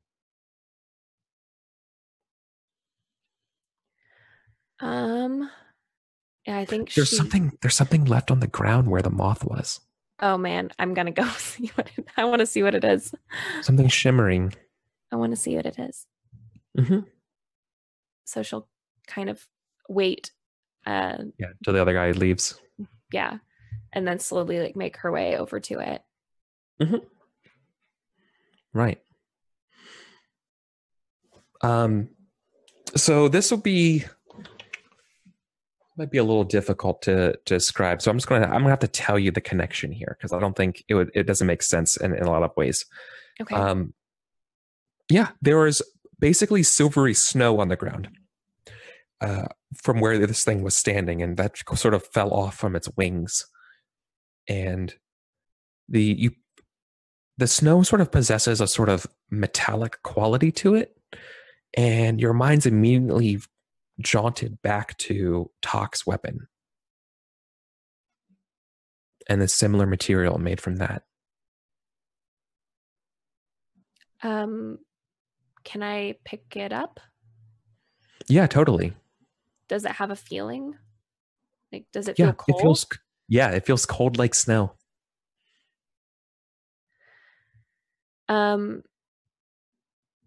So Zarina's never brought anything back from Undava other than game? Do you risk it or do you leave it?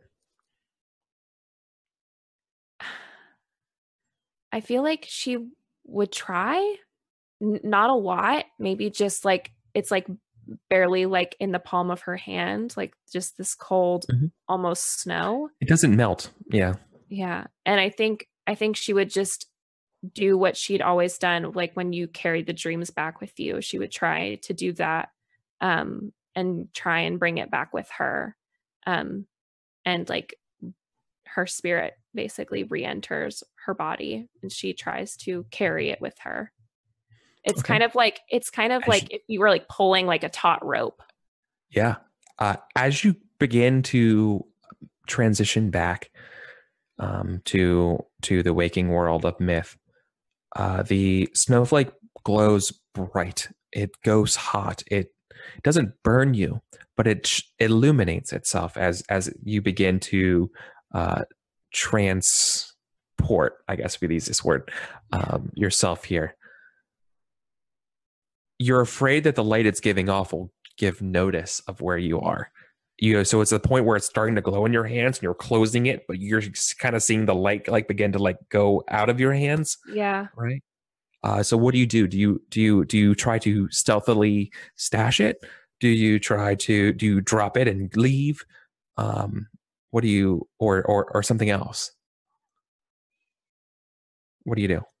I think as the glow like escapes past her hands, she does let it go, and leaves it behind, because she knows how bad it could be, not just for her but for everybody if the Grigori found them here.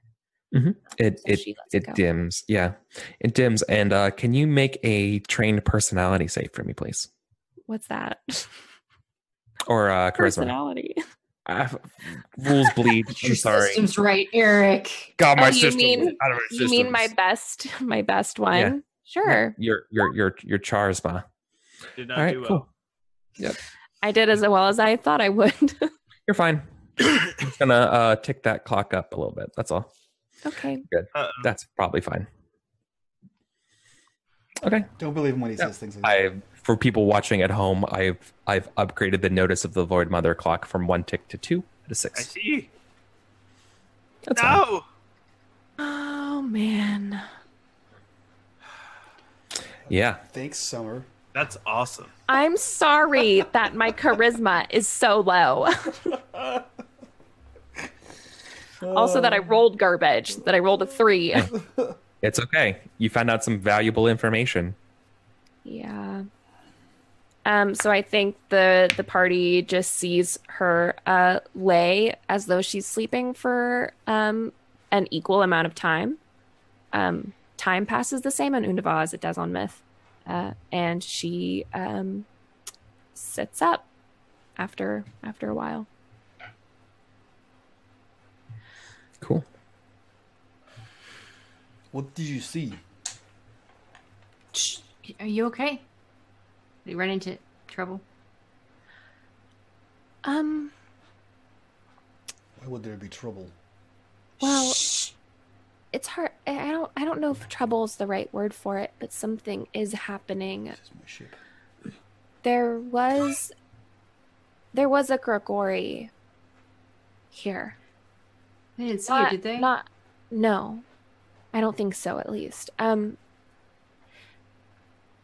their bodies I don't think is close by, their physical body, but they were here and they had the horn that brought you back to life, Raijin. That's strange. Okay. What does that mean? It Wait, brought you back to life. How did they get the horn? It was in. It didn't. You say you shoved it into me? Yeah, we didn't watch, but that's what they said, was that it was going to have to be put into your heart, and I think whatever happened to bring you back to life, they managed to grab it and they gave it to someone, and it looked like Talk's weapon. Like it had there was a moth. I don't know. It's really confusing. No. Wait. What do you mean it looked like Tuck's weapon? Okay, so the Grigori had the horn, and they were meeting someone there. They met a moth. At least it kind of looked like a moth, but it was glowing, and they gave the moth the horn, and then they were both. Well, the moth was gone, and the Grigori left. But the moth left something behind, and it was snow, or it kind of was like snow, and it just reminded me of. Is this making any sense? Yes, I need you to focus though. Listen, how much of it did it look like Tuck's weapon? The snow, all Yes, of it looked like it. But like how? I need you to focus and think on this extremely hard. How did it look like it? Was it the same material? Did it have the same feeling, the same aura? What made you think it looked like Tuck's weapon? The same material? I guess. Why is that bad? Extremely. Why? Do you recall what I said about Tuck's weapon and why I gave it to the Minotaur?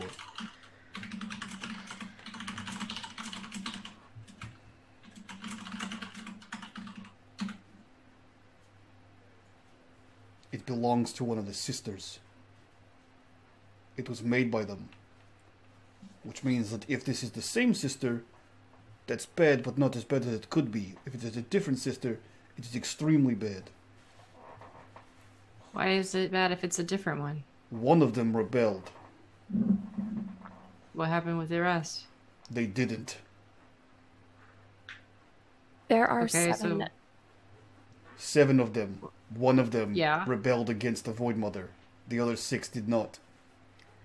Well, If that residue you found was of one of the other 6, the Void Mother knows what we're doing and where we are, and has the horn. So one of the sisters, is it the Void Mother? No. The Void Mother How do you know? has... The Void Mother has 7 daughters. The daughters are the sisters. Well, the snowflakes, they did have 7 sides. I don't know if that means it was the 7th one or not. Or just a family resemblance. Seems a little too coincidental. What would happen if the Void Mother had the horn? Well, the fact that the horn is not gone means it's not a one-time use. But it Well, wasn't what here happened? It wasn't here anymore, though. It wasn't physical anymore. But can you take things in and out of your dream world? Well, we take the dreams in and out. It's how we live. But can you take the horn in and out?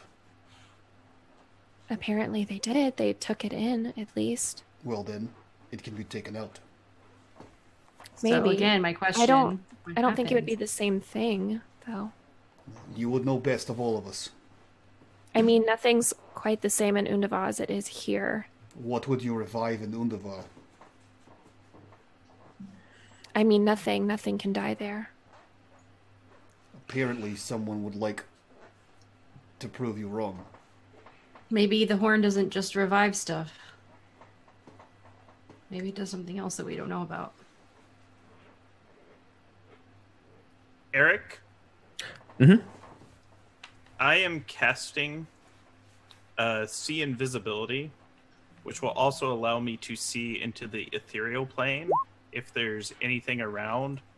And I am panning and scanning where we're at into the ship. Now, I don't know the whole planar cosmology of this, but Prince Casimir is on patrol right now trying to root out any intruders if he can find them. You definitely see rippling footsteps leading into the comet.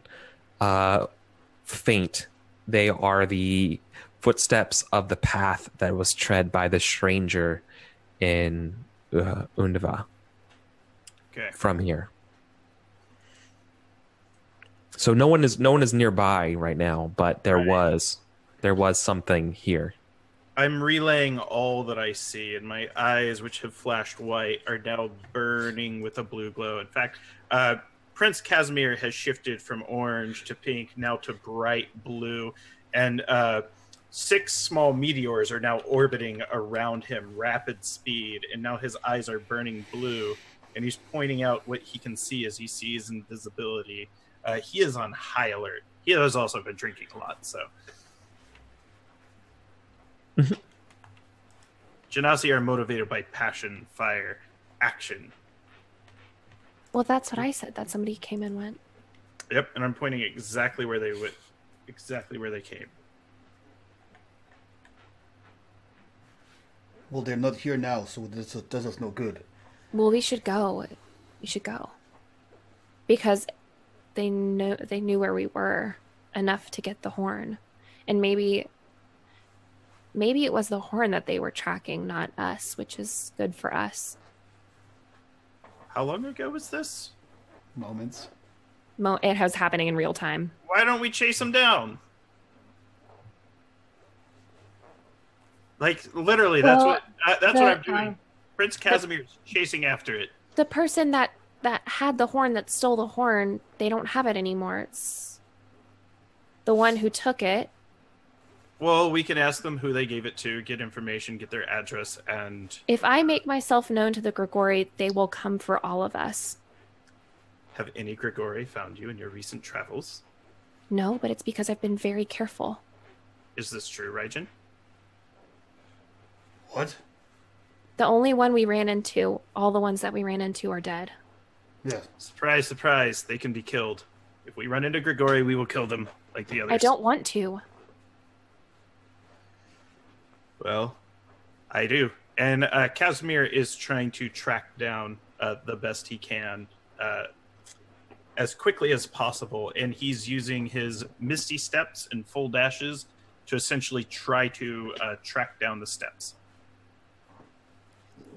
Okay. Now, this may not end well for him, but if he dies, he dies. He's fiery. So you're following through the ethereal to here, right? Essentially, yeah. He's just trying to follow the steps that he has seen with his eyes, and he's trying to track down and overtake whoever was here. Right. Quite fast. Perfect. So, you definitely spot the shimmering silhouette of a Grigori, very faint, but you're catching up to it at good speed. But to catch up to it, I don't think stealth is necessarily on the table. But you do jaunt, right? Well, as soon as I'm within 120 feet of him, I'm slowing him down with a ray of frost. Okay. And let's do that. See if I can hit him. 21. So, okay. 10 points of cold. Okay. You hit him in the back, and as their back does that, like, hunches up. Is there I mean, you're firing into another plane, right? Yeah, that's what I was gonna say. So I'm gonna miss him. It's gonna go right through him. Yeah, but there's a sense of chill, right? I was gonna say that. Like, there's a sense of chill as it, like, would hit him, right? And, like, it feels like, that's up my spine. If but he then can interact there's with nothing. our plane, I can interact with his. Right. But that time was over. They are not interacting in this plane anymore. So It was basically like when the living and death planes were overlapping for that split second to bring Raijin back. It was on your it was on the comet? It was there watching the whole time. You guys question. were going carrying Raijin to the ship. What location are we on geography wise? Oh, you're on the comet. You're actually you're leading. Here's you're my kind suggestion. of on the harbor section of it. Yeah. As a denizen of the comet, where we had a very difficult connection to Undava, I would say we could stretch this that a native of the comet can bend reality in planes, given the state of the comet. With an Arcana test. Yes, let me do that. Sure, absolutely, with an Arcana test. That makes perfect sense. Yeah, because it's 12. You didn't put enough spin on your no. Formulaeans triangulums. I know where he is. For the spell. He knows I can see him, or she knows I can see him. Yeah. Nah, you didn't put enough spin on it. No, I buy that. You didn't compensate that Najima's in the eastern side for the summer. Yeah. Or whatever, like something like that. And so instead it shoots through them. They lock up for a second as they feel the cold, but then they shoot through them and they turn around. 6 meteors, burning eyes, burning blue fists. Yeah, so like Grigori myself, I eat these guys. Yeah, so you shoot all of this at them, with no avail. Well, I didn't fire them all. They just see that this is going on. Oh, okay. Yes. Essentially, I just want them to know. I know their name. I know who they are. I know their face. They might be in Undava, but I can see them. You look. There's on the forehead of this smirking oh my god, I just completely forgot your name. Why can't I? It's Undava Grigori. Goddamn. Yeah. On the forehead of the smirking Grigori is a star, and with this big smirking grin on his face, he goes, like, "Don't tell anyone I was here." And laughs and leaves. Obviously, to the audience, this is a Stea Grigori, a very affluent Grigori. I'm not happy with him. Mm-hmm. All right, I'm pretty much the guy who plays Moriarty. Oh my god. Yeah, I'm like almost in tears, like violent tears. I just unleashed all my meteors every which way. Not in the ship. In the comet. Wasted. Yeah, I'll take a rest. Though. This is the angry drunk in the parking lot. Mm-hmm. More than that. Yeah. You should have stopped him, and I'm pointing right at her. You should have stopped him. Always worried about yourself. Always worried about yourself. Not the good of the entire cosmos. Always yourself with you. And I'm like scolding her. Min just like stands up and like puts her body between the both of them and stares you down. Yeah, no flinching. It's like, sorry, unsophisticated anatomy consort. Look. Back off. There is serious stuff going down here with the cosmic bureaucracy. There is the universe is at stake. The Void Mother is going to overcome system after system, and everyone will collapse. He'll be happy, and I point over at Raijin. Everyone else, everyone you know will be dead. Not willing to sacrifice their own life for the good of this galaxy. You know, and then he just like bursts into tears, and he feels so bad. He goes, ah! He's just like, I'm so sorry. He realizes like he's way out of line, and like just like goes off sobbing. He realizes he crossed the line, and he shouldn't have. Mendicate looks over and says, "Our prince, our prince's domain was recently impounded by the celestial bureaucracy. Please forgive him. He's having a very rough time." He's not forgiven until he apologizes properly. For the record, when I take off, there's no crying on my ship. His like middle finger comes out of the door and then like kind of shakes and trembles. I told you Jinshai's before, trying to get you to apologize.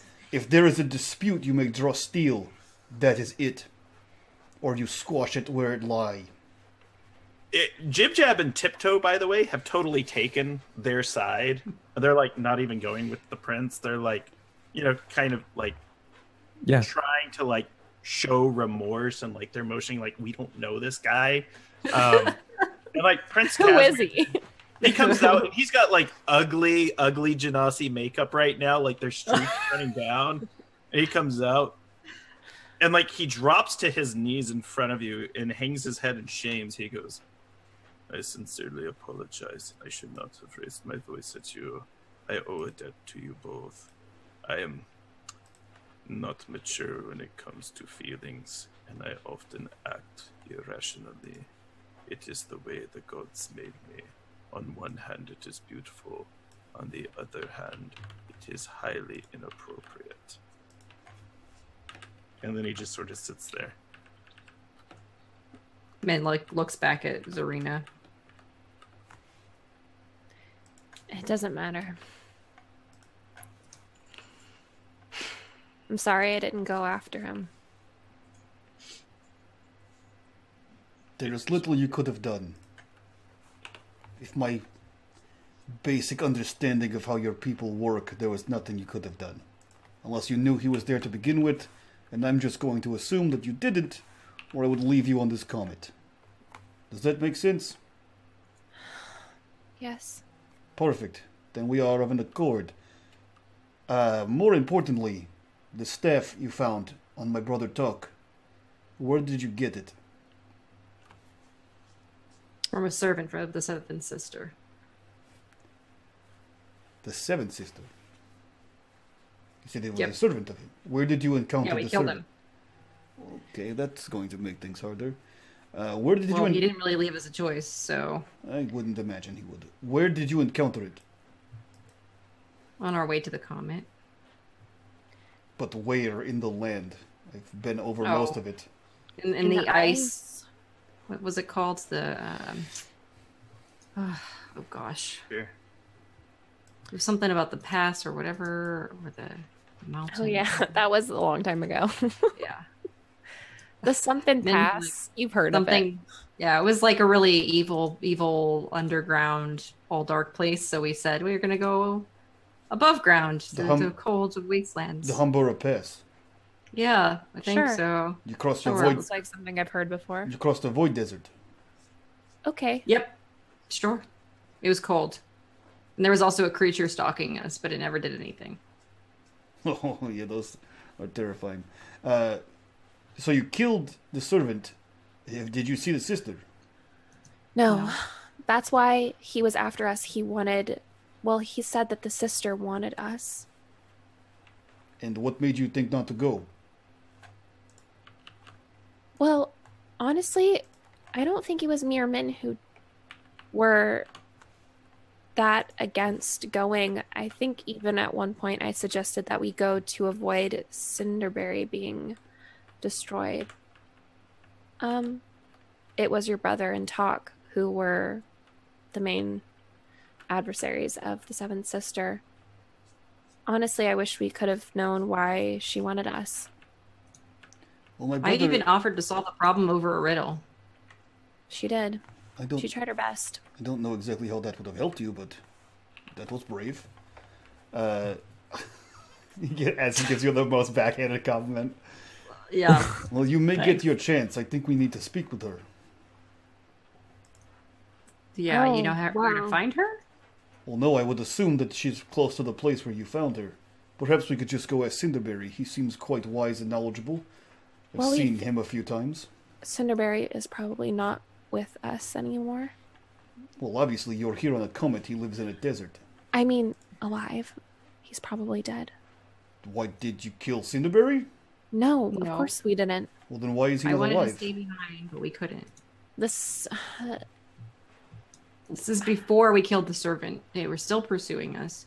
Long story short, bad stuff was happening, and everybody thought that it was best to go to the comet to continue our mission. So Cinderberry might be dead. That's also not great. He's a guardian. Yeah, I know. He gave me the seed. Yeah, oh, you have the seed of Cinderberry? Yes. Yep. He gave it to you?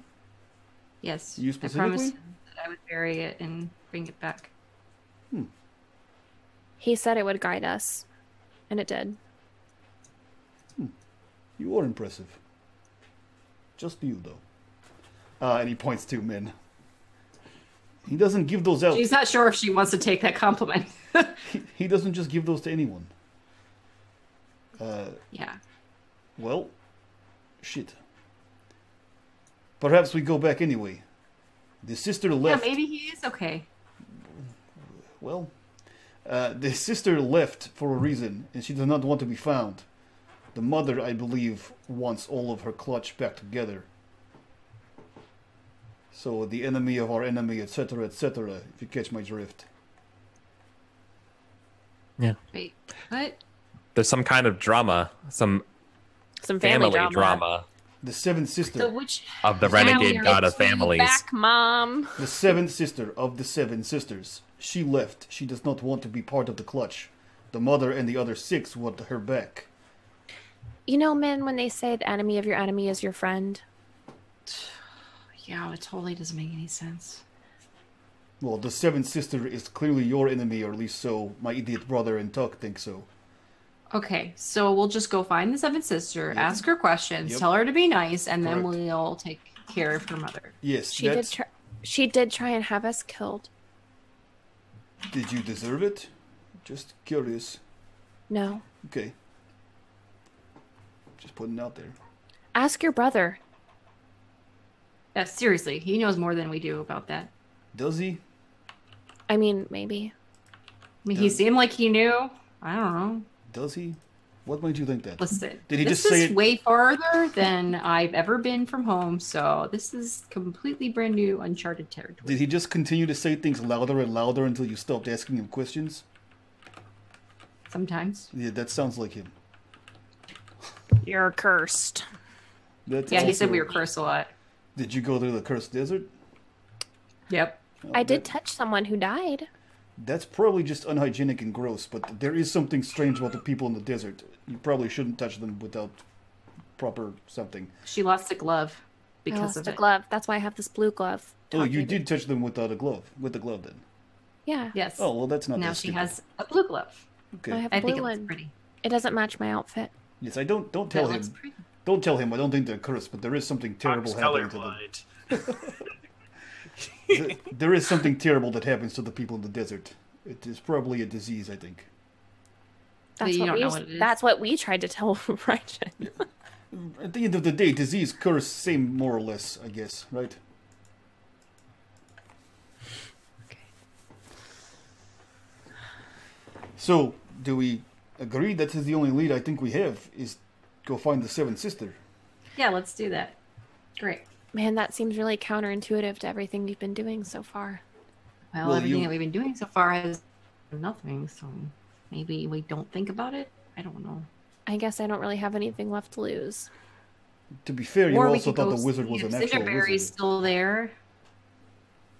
I don't think he is. I also well, what am I supposed to do with the seed? We're gonna plant it. We just have to find the right spot.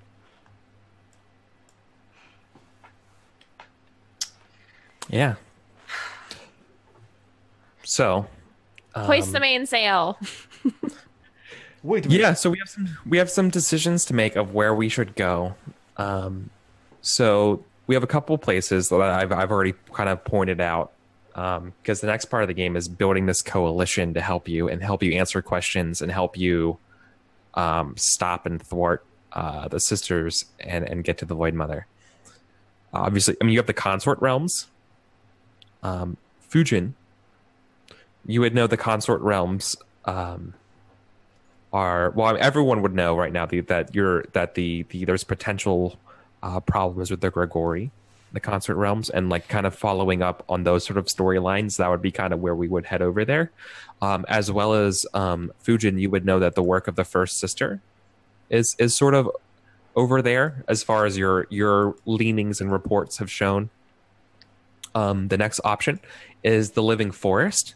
The Living Forest obviously could give you maybe more insight and clues about the seed of Cinderberry.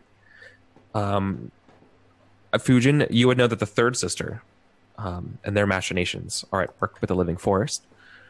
And then we can also return to the Ashlands or even the Lightforged realms to uncover more information about the Seventh Sister or the others, the Fourth and Fifth Sister. Because, of course, the Second Sister is dead. Of course. As I think, like, as an aside between Serena and Min, Serena would like say basically it'd be really nice to go home, like even for a little bit. Yeah, Min would definitely be okay with that for a little while and maybe get some answers from the elders. Yeah, so the consort. Casimir asked a question. Who is our enemy? Currently or everyone, overall? not us. I don't know. Well, I have one, but I don't think it's the same for all of us. Our enemy? Time? Yeah. Time is a force that moves at all times. You cannot stop time. Time is not an enemy. It is a resource.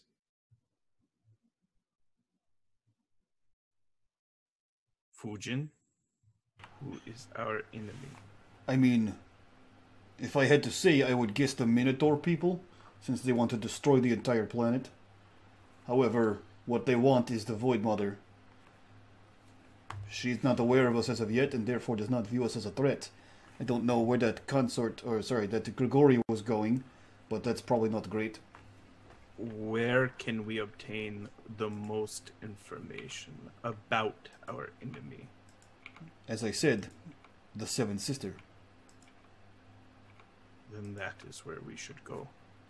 But we don't know where she is. Then we must go where we can find her location. Lightforge have records with the consort? Listen, if consort have records, yes. Not the kind that you're thinking of. No time for vacation.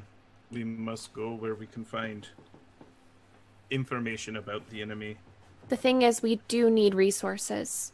We are on a ship that isn't well stocked or well prepared for what might lie ahead, and going somewhere familiar might be beneficial in more ways than one. And the consort holds a fount of knowledge. Then that is where we should go. We should go to this fount and drink from it and obtain the knowledge. Oh, good. You've already taken stock of my entire ship's contents. Good for you. It's mostly explosives. It's the only thing that doesn't go bad. It made a very good obstacle course. It did.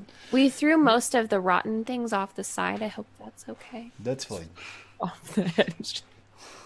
Out the windows. Eric, what was the first sister was near the consorts. The other sister was near the living forest. Which was the other sister? Third sister. And then so I didn't write it down, but I have the Lightforged realms here as the fourth and fifth sister.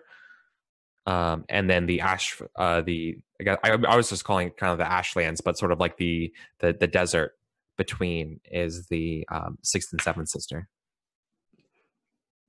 But I feel like we already were kind of over there for a while, and so I didn't really list it out for that intended reason because I didn't think we were going to pursue it. But yeah, I think agree that we need to replenish for sure. I think that Z would be like pushing towards going to the consort for sure. Yeah, it's like the first place she's felt safe in behind the water wall in like forever. Casimir's intentions are not to feel safe. It's to go wherever he will get the most knowledge about our foe. Yeah, that's why I'm playing up the knowledge bit of the consort and the memories. And that's why he bought into it. Yeah. I mean, basically, He's never been to Myth, so he doesn't know. yeah, if we do go to the main consort home city, then Min's gonna have to ask the elders to help. I mean, they might not be willing to do that, so we run the risk of that, but we won't know until we try, kind of deal. Yeah. And Min explains that the knowledge that they have, they don't just share for free. Like, yeah, like I mean, we have to like prove that we are worthy of the knowledge, kind of deal. Well, yeah. Do they have any stories or legends of the stars? I'm sure the oldest of the oldest or do. Songs? Because you might be able to rely on my legendary family and my good reputation that allows us to get privileges from people in positions of power. Right. So if there's stories they have or songs they sing of the comets and the stars and the cosmos at night, they would know who we are. So let's go there. Listen, your elders, how well do you know them? Very well. Like on a deep personal level? Many of them. The oldest song. Sorry. Oh, no, go ahead. I was gonna say, Min, the oldest songs of the consort are some of the saddest songs. Mm-hmm. Listen, there are things I did not want to say and bring up, but if we're going to your house, much in the same way that I didn't think it was the right time to tell Raijin exactly what you told him, you might not want to bring this directly to your elders. I fear there are things they have not told you. What are you I can't really implying? hide those types of things. So, you seem smart Once a song enough... has been sung, it cannot be unsung. Right. You seem smart enough to know that you two are the same, right? And he points to Min and Zarina.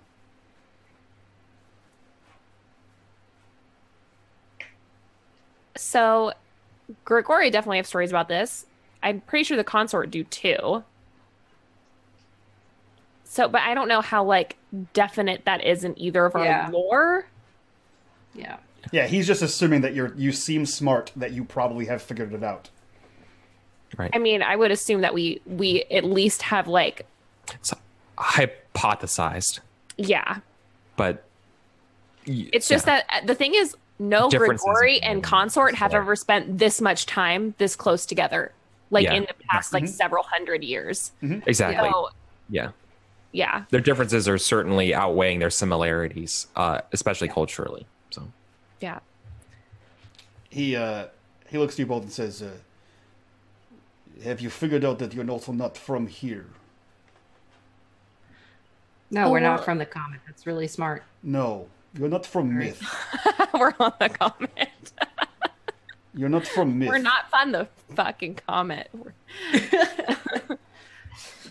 Oh, the Grigori never pretended to be from Myth. Okay, good. You know what? Sorry, what was the female Ganassi's name? Genocide, is that her name? Janshai. Janshi. Janshai. Janshai. Janshai. Do you recall We're so close. Do you recall the calamity in which Janshai spoke of, in which the Void Mother fled and came here? You mean what? What? She just explained it like 10 minutes ago. Right, so that's what we're talking about. Yeah. Do we recall what happened 10 minutes ago? Is that what you're asking? That's exactly what I'm asking you, yes. Yes. I just kind of stare at you like, Yeah. Come Keep on. going. yeah. Believe it if you will, or not, I don't care. I found ruins across this land in my hunt for relics to point me in a direction that believes that you two, not necessarily you specifically, came here with her. With who? The Void Mother. You're not from here. I'm not saying that you're the enemy, I'm just saying that you're not from here, and bringing this directly to your elders might not be the best choice. Well, you're also not from here, since you're No. of the Void Mother, so please No. stop referring to us like we're other. No, you misunderstand. We are from here. This is not our normal form. This is what the Void Mother has done to us. We are native to this place. So what, you were like a tree before or something? No, I was this before, I just didn't look this way. I mean, I always look this way, but they were not Voidborn. We were They were only uglier Void. before, if you can believe it. I swear to God, they will push you under chains. Go see your elders. Hope they put you in chains. Or water chains, or That's whatever the crap Not is. So- at all what okay. happens. Oh my goodness. Also, So okay, ignorant. so the Grigori have never pretended to be from myth. Right, they- but the Grigori and the Consort pretend to not be of the same body. Not Unless there's actual proof or evidence to say otherwise. That's what I'm telling you. If your elders know, they're hiding it from your people. So there are bringing something legends, like there are this, stories. It's not like it's hidden, it's just forgotten. is it forgotten? I mean, I've never spent time with anyone from the consort but men. And why? They hide behind their wall. And why is that you're not allowed to spend time with them? They hide behind the wall. It's nothing to do with allowed at all. Fujin, I'm a predator. Yes, and your primary prey is what? Dreams? And who Everyone? has the best? And who has the best of them? The consort do. But who told you this? Your elders. And who told you to hide behind your wall from the Grigori? Your elders. What's your point? But Fujin, it's not an undisputed fact. I can see her dreams at night. I know. I understand it. It's because you are one being. You came from the same thing when you came here to this realm. I don't understand what point you're trying to make. I'm just trying to say, if we bring this to your elders, this is some They'll cultural what? shattering things. What will they do? Who knows? What would we What- do if what we are bring you this? so afraid. But what are we bringing to them other than that the Void Mother has to be contained? We're not involving them or their people at all. It is the same if we bring it to my people. They praise her as a god. If you did That's a my- Yes, totally but we do different not. Well then, let us go. We'll see what happens.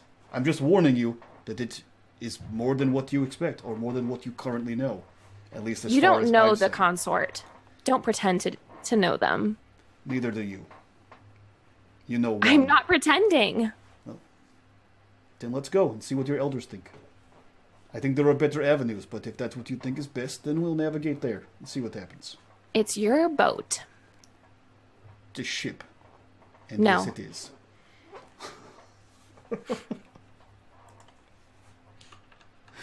Oh, man.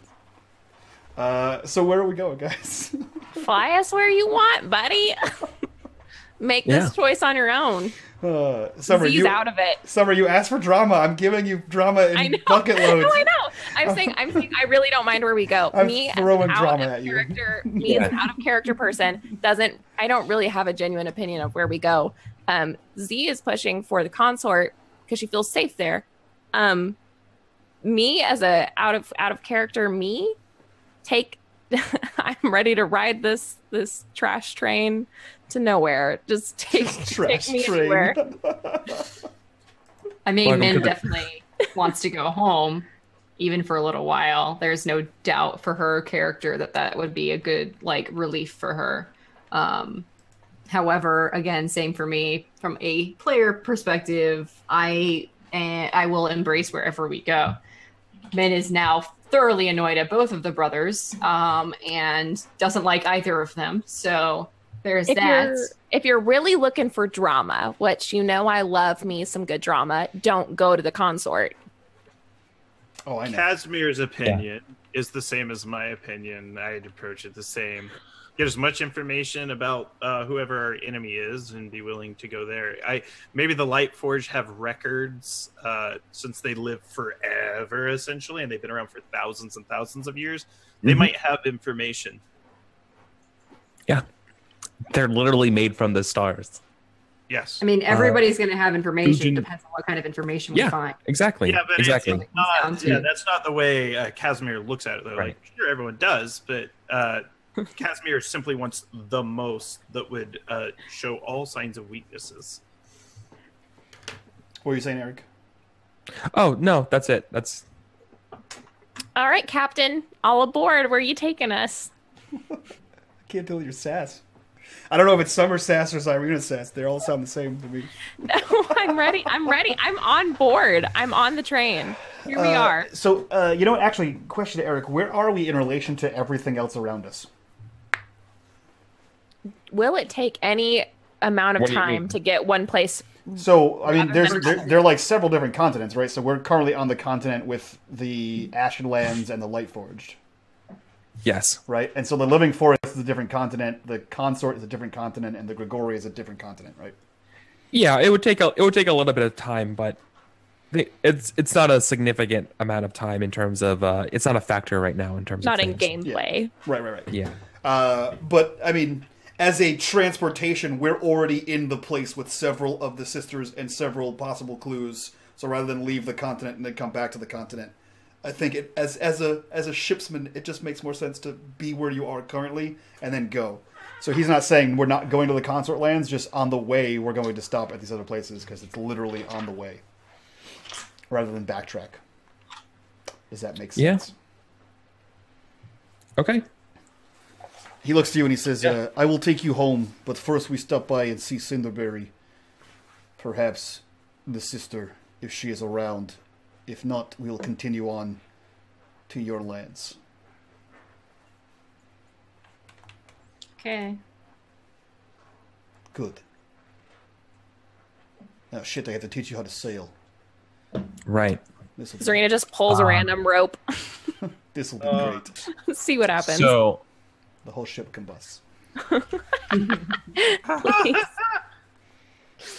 no, Please, thank the ship does not combust, thankfully, Oh. and for a second you'll know it's this to be true, because those powder kegs begin to move and then attack. Dope. The who what? The who what? Yep. They are actually not powder kegs.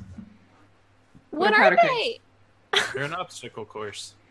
Oh yeah. No. My obstacle course is attacking us now. Is that what you're telling me? Yeah, well Yep. done. Thanks. Your Wait, for that. your seriously? obstacle courses. Yeah, no, seriously. Initiative. All of it? Oh my god. The entire As you obstacle? guys take, as soon as you take flight, they activate. This is hardly any fun at all. This is not what I had in mind for an obstacle course.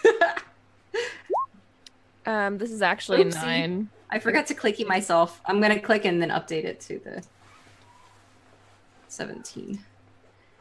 Oh, come on. Wow, I still terrible though. Roll 20, I swear. Eric, I'm assuming only one character per combat, right? No, you can. No, you I'm could not probably- gonna. I'm not gonna play both of them. All right, are you sure? Yeah. You're both on the ship. How does that make any sense? Here's my head cannon. I'll I play mean- both of them. Raijin's really tired. He just got back from being dead. It's true. He did. Get Fucking back. died. He's so full of it. Fucking Raijin is died. not tired. If you want me to play both of them, I'll play both of them. Play I mean, both of them. We didn't really get into it, but consider for the moment. You can shift double click your token from tokens to character sheets. That's like a big fucking deal for you, Mike. I have them popped out of the Oh, okay, window. good. Yeah. So it doesn't pop up on the screen.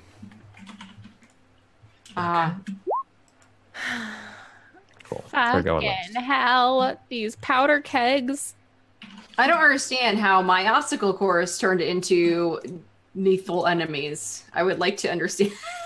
Yeah. Are they It's literally mimics? Like what yeah, are it's they? it's literally like the barrels begin to shift and move on their own and begin to like try to bump into and bash you. Okay, so when that happens, Min is like, I did not do that. That was not me. I am not a wizard. No, we know you didn't do it. Oh, oops. We know. That's the wrong thing.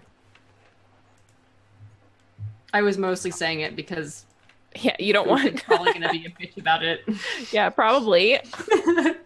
No more obstacle When I courses. slept, What did you wasn't like that. What layer are these? What is going on? Hold on a second. What did you think, that only one of the brothers would be insufferable? They're We both were so terrible. wrong. I really thought like, oh, we're gonna get a good brother. LOL, joke on me. No. All right, there we go. Why would I give you someone nice? All right.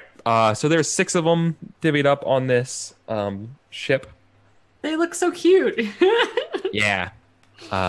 Their mouths are full of razor sharp teeth. I'm not sure they're cute is the right adjective, but yeah. No, but the cartoon version of them is really cute. Yeah. Love me a good mimic icon. All right, Bujin. Good stuff. He shouts out immediately. They're 30 feet away. He shouts out immediately, "Don't blow up my ship!" As he kind of charges into combat. Yeah, and like he's running, and he puts his hand out beside him, and you just see his blade shimmer and appear in his hand as he charges towards these things. And, yeah, and I'm going to hex. I'm going to go to so nearby, and I'm actually going to hex. Oh, nearby. Yeah, I'm gonna. So they'll be pulled into engaged because I'm gonna Okay. hex. I'm gonna Eldritch Blast 2 of them. So the first one, 15, and the second one, 15. Oh yeah, that's those are double hits. Cool. So the first one takes 7, the second one takes 5, and they both get pulled right up to me. They get pulled 10 feet closer. So I assume that's the differential there. So we're now engaged. Well, I mean, you started 30 feet away, so like your movement here, you can tell me how far away they are from you. Yeah. So he would have ran in 20 feet nearby. and then blasted them to right up that 10 feet to him. So yeah, we'd be engaged now. But not engaged. Oh, okay. So you want them to be Yeah. engaged with? Yep. That's He closes the gap of 30 feet. Yeah. Okay, cool. All right. And that's his turn. Okay. You don't do sneak attack on the first round of combat, right? You're not that kind of. No, and Sting Attack doesn't work with spells. It doesn't. No, it's only a weapon attack. Cool. All right. Okay, that's your turn. The 2 correctly identified as mimics are gonna go. The ones right in front of you. Mm-hmm.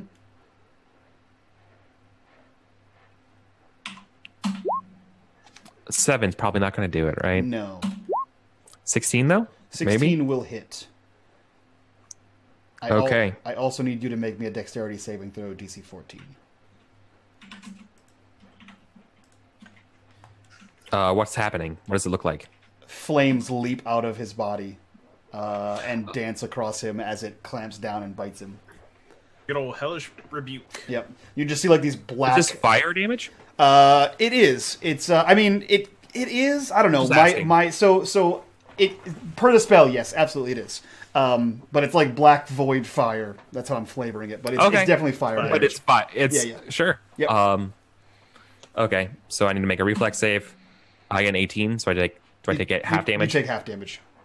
Okay. Cool. Roll damage. I actually take full damage because it's fire. You It's vulnerable. take 10. Okay. Okay. That one's not doing great. The one that hit you, by the way, has sort of like it can't break your leather and stuff. It's just chewing on you, but you're effectively getting you're not grappled yet, but it's going to reduce your move speed by half as it's stuck on you. Okay, so it's not doing damage. It's just keeping. Yeah, it's just like yeah. Gotcha. The other ones are going to go. I think 2 of them are going to run up to, or actually they get on their sides and they roll. and they roll quick down Yes. the length of the ship to Casimir. Cool. So two of them run to you. One goes to Min and one goes to Zarina. All right. So in the order of how I just announced it, so I'm going to work from bottom right to top left. So the first one's going to go and try to chomp on you. So these two are going against Prince Casimir. That's a fail. So 21's probably a hit. 21's a hit. Whoa. There we go. For 4. Okay. I never rolled damage on you, Fujin. I just asked you. I said, does it do damage or does it just demobilize me? And you said it just demobilizes. Oh, right. No. The thing also does damage to you. Cool. I thought you were asking whether the grappled thing does or not. Oh, okay. Yeah, you took 10 points of damage from the chomp. Okay, so I've rolled 2 of them. Next one's against Zarina and then Min. 14 Hits. Really? That yet? You have people donated you out of 14? No, hit zone? I'm at 14. I'm gonna Damn. use reaction, cutting words to distract it as it's trying to go and chomp for her. I use a bardic inspiration die to roll and subtract from their hit. Oh, awesome. Yeah, so cool. you use your reaction to do that. And the cool part is that anything less than what you would roll would mean that it turns a hit to a miss. Okay. So you don't have to roll unless you want to, but you have succeeded in turn. You've converted it. You've definitely converted it from the hit. Anything less than anything 1. That's what I'm saying. Yeah. Yeah. But Cool. Yay. All right, so Min, you use your reaction, but that's your turn. So what do you do? Okay. You have one of these fiery, well, it's not exploding yet or anything, but one of these explosive labeled barrels. Yeah, I want up in your grill. It's kind of hard to tell since we don't do battle maps. I don't know who's actually directly in front of me. I don't know if he just moved us to those locations. Right. Positionally speaking, here you go. You guys are kind of separated. Oh, okay. Never mind. Completely changes everything. Well, and back to the drawing board. I'm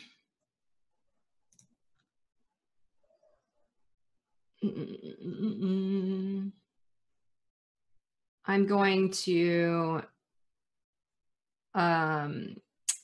use my action to give Zarina enhanced ability of where is it? What rolls with your short sword since we're close range? What are you usually everything for me is dex.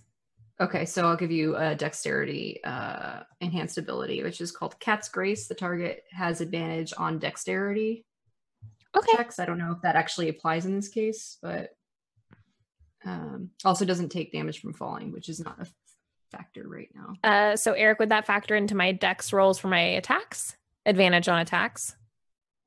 Is it saves or attacks or rolls? It just says dexterity checks. Yes, that's a dexterity. No, that wouldn't give you for attacks. Attack is not a check. Yeah, okay. But a check would be like initiative. Or any of your skills. Or any skills. Correct. And I'm just gonna give her resistance instead, because that'll give her extra what you call it. You can roll a d4 and add that number roll to a saving throw. So in case it attacks you again. Nice. That way it's not a spell use, it's just a cantrip. Okay. So I'll do that. So you have 1d4 to roll for a saving throw. Okay. And then my bonus action, I'm going to use Bardic Inspiration to give to Zarina as well. So you have a D4 I said, and then a D8 for your next roll. Awesome. That you choose. Thank you. Mm-hmm. There's too much text on my character sheet now. So much to read. All right. After you, it goes to the prince. All right. I have a question. How many feet away is this one and this one from me? We were all fairly close together, I believe, when we started. We were all conversing, but how close are they, roughly, in approximate feet? I just need to know. They're within 5 feet of you. Like they're all engaged there. So all of them need to make a Constitution saving throw. As I explode in a thunderous cloud, and all creatures within the 10 feet of me that I choose are caught in this thunderous explosion, and then I teleport up to 90 feet away. And I'm actually going to land on the other side where Fujin is engaging these other two. And it's going to be 3d10 thunder damage. That's us too, right? It says creatures, right? Yeah. Okay. Well, see, my question is, my question was, I don't within know 10 how close 10 feet. Yeah. Each creature within 10 feet. I don't know how close they are. Right. They're not within 10 feet of you. Yeah, because here's what I was like, they're not actually touching me. If they're touching me, I'd say that's like within 5 feet. Like if they were all surrounding me in the engaged square. That's why I thought Min and Z might be 15. Yeah. It's so the name of the game here is that it's close close quarters, but not super tight. Not claustrophobic. Right. Yeah. So cool. So I need to make some Constitution saving throws. Mm-hmm. I need to make 2 of them, right? Yes. That's okay, right. 16 and 20 is pretty good though. So I take half damage, they right? save, so they take 7 points of damage. Okay. And now I'm over here on the other side.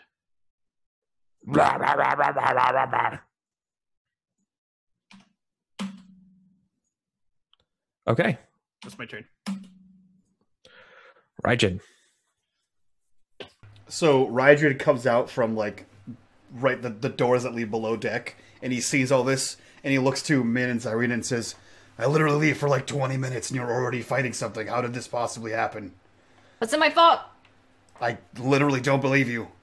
I saw you moving these crates. I made an obstacle course, not monsters. Just saying. And he's going to run into where they are, between these two.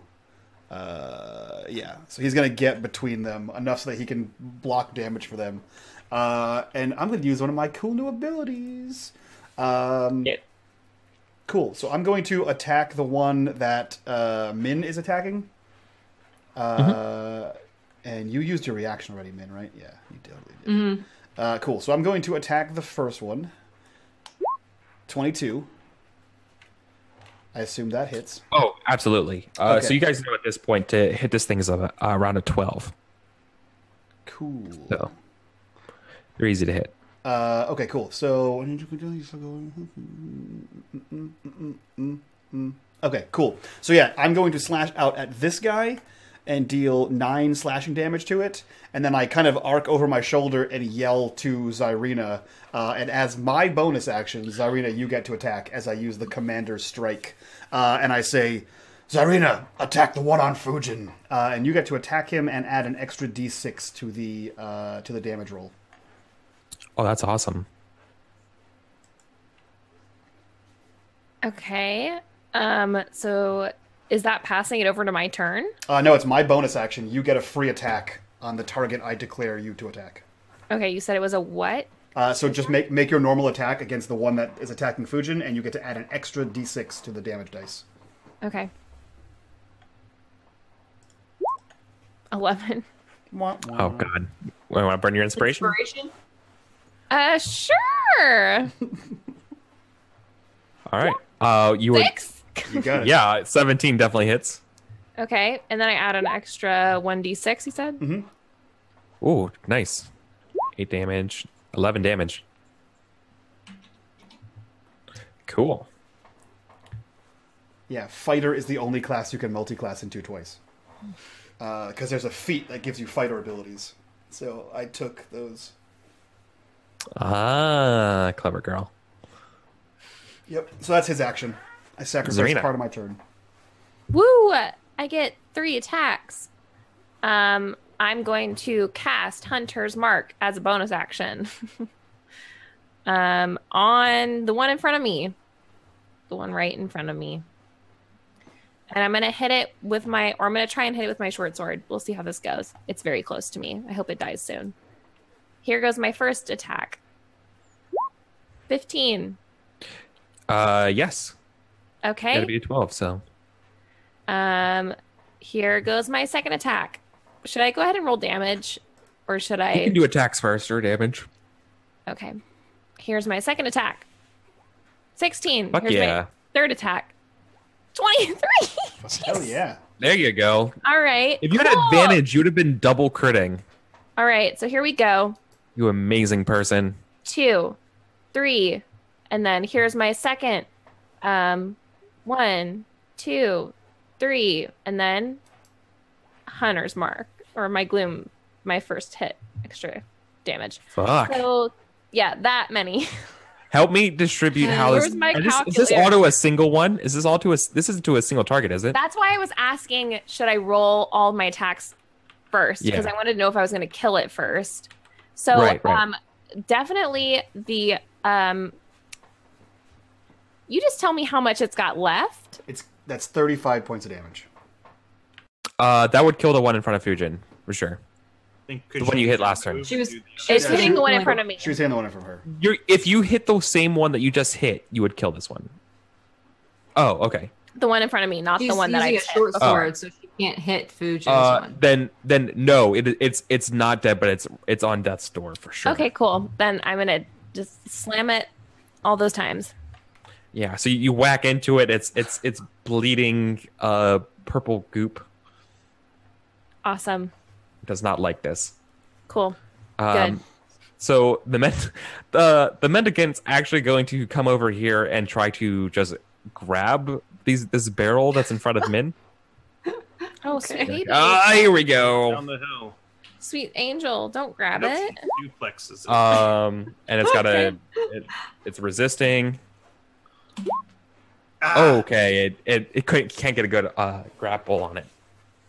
It's too wide. It was going to try to grab it and drag it off the ship. Just That's throw a them good- off the ship. Yeah. They might explode. Fujin. Dope.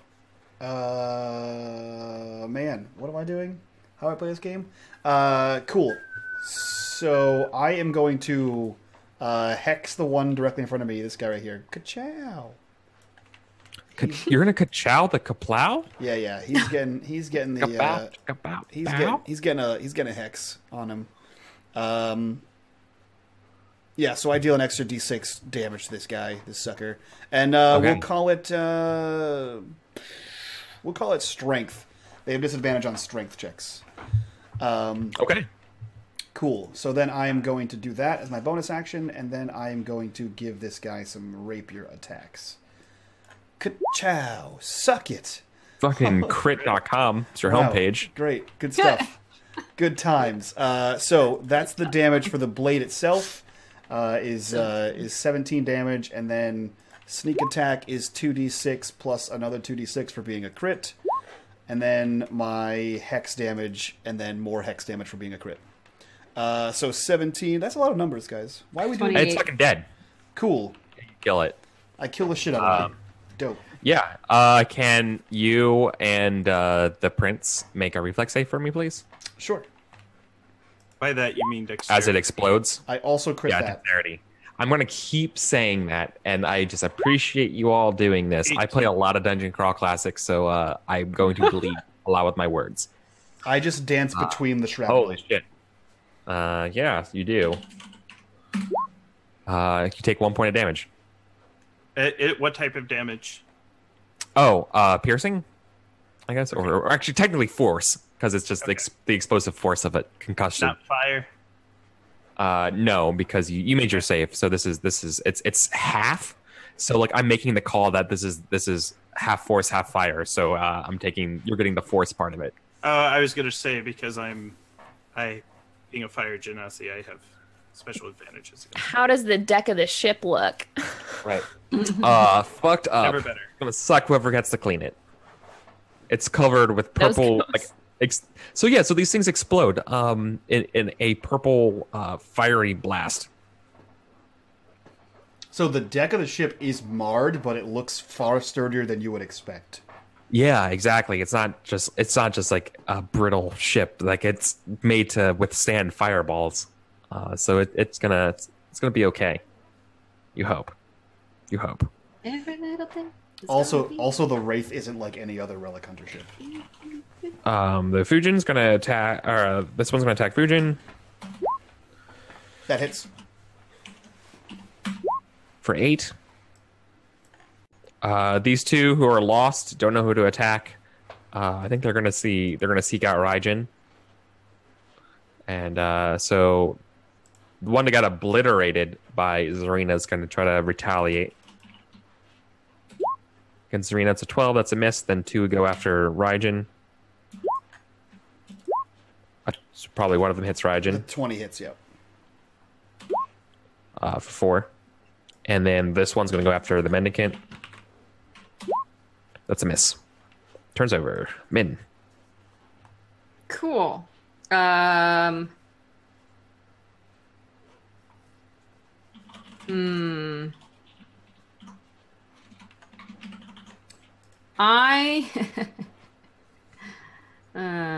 it. Why you gotta be in the way all the time, Raijin? I swear to God. It's unbelievable. Oh, sorry, Eric. I I can't do forgot. anything with you around. I know. Yeah. Is there a way for me to step in front of him, or are they all going to get an attack opportunity on me? Like swap places with him, essentially. Yeah, doesn't seem possible. Even if he shifted, what if no? Because no movement. You would have to go on their turn, on Raijin's turn. Yeah. That's not really helpful. Yeah, damn, your frontline fighters in the spot surrounded by all the enemies. Like, I'm really regretting a lot of my spell choices right now, I'm not gonna lie. There's really not really much I can do at this point. No matter what I do, I'll end up injuring. I mean, are you someone that's been injured? Yeah, are you concerned with hitting Raijin? Yeah. I mean, he's nothing. I mean, hit Raijin. Like, hit him. He puts himself in danger. Like the entire first season, he put himself in danger to protect you and Zarina rather. So if you have to hit him. He'll understand. Listen, he's already died for us once. What's He's 2 times? Get hit by the other guys too, though. Every point you lose is a point closer to death again. It's all right. He's got it. I'll use my bonus action to heal him. I'm gonna use Thunder Wave. Oh yeah, hurt him, then heal him with your bonus action. That's cool. Except you can't do spell 2 spells. I know. Whatever. Fuck it. He'll be fine. Fuck it, guys. I'm done with this shit.